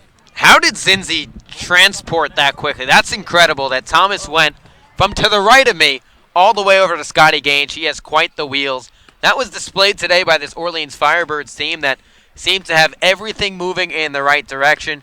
Another offensive outburst for the Firebirds. Great job on the pitching mound for Orleans as well, retiring the last 16, not surrendering a hit since the second, and it looks like Scotty and Thomas are ready. Let's send it your way. Thomas, dude, I was looking at the camera. Little did I know Thomas was like 5 feet over here. So thanks for being so ready, man. You're on it. Trying to do a little cupid shuffle out here or something, you know. I'm trying to swipe in here. You should have just like kind of crawled under the table and just kind of snuck right up. Oh yeah, that's where it's we're gonna start doing that in the Bird's Eye View post game show. Actually, Alec Hendon is right under here. He's about to come in and talk to the team, right? Oh, I think he is. You know, shoot, it's supposed to be on the low. All right, let's talk about the game today. I think it was as much fun as we're having talking about the hypotheticals here, right? Oh, it was a lot of fun. Just to watch the Firebirds over the last 2, 3, 4 games now, it's been something to watch. It's almost like the comeback kids. Not as much of a big comeback, you know. A couple nights ago against Cotuit, fell behind 3-0, then scored 7 unanswered, won that game 10-6. Yesterday in Harwich, fell behind early, came back and won that game. Same story here today. The 2-run shot by Acton in the second inning. That was all the offense for the Mariners. That was actually the only 2 hits that this Firebirds pitching staff allowed in this ball game. So, I mean, it was a lot of fun to stand over there and broadcast and call the game for this fantastic Firebirds team. So it's pretty cool in the fact that, you know, a 2-run early home run like that, for a lot of teams it could slow down the wheels, especially after playing a lot of baseball this week. Fenway Day kind of took it out of every single team here, and it's almost kind of like a gimme. Okay, they got the 2-run home run. This might be their game tonight. It's kind of raining, it's cold, but Orleans did not do that. What does that say about these guys? Well, it's been the team that Kelly has ruled out this whole year, and that has just been the team that is willing to fight and not give up. You know, we ask some of the players, you know, after every, you know, obviously you interview the bird ball of the game, and we get a play over there. It's kind of similar responses we have seen throughout the course of the season, and that's just that we're not going to give up. We're going to fight all the way through. So, you know, it's great to know that there are guys out there that care, they want to be here, and just that they want to win some ball games on the Cape, and then hopefully at the end of the season maybe win a Cape League ring or something. So that'd be awesome. Zach Kokoska and Isaac Escada said today after the game in the 2 interviews we just did that the Birds are hot. They are indeed. 6 straight games, all earning a point, 5 of those games being in a win, and the 6th game being a very, very good tie. This team is feeling it right now. The Birds are fuego. Okay, I can tell you. We're gonna take it.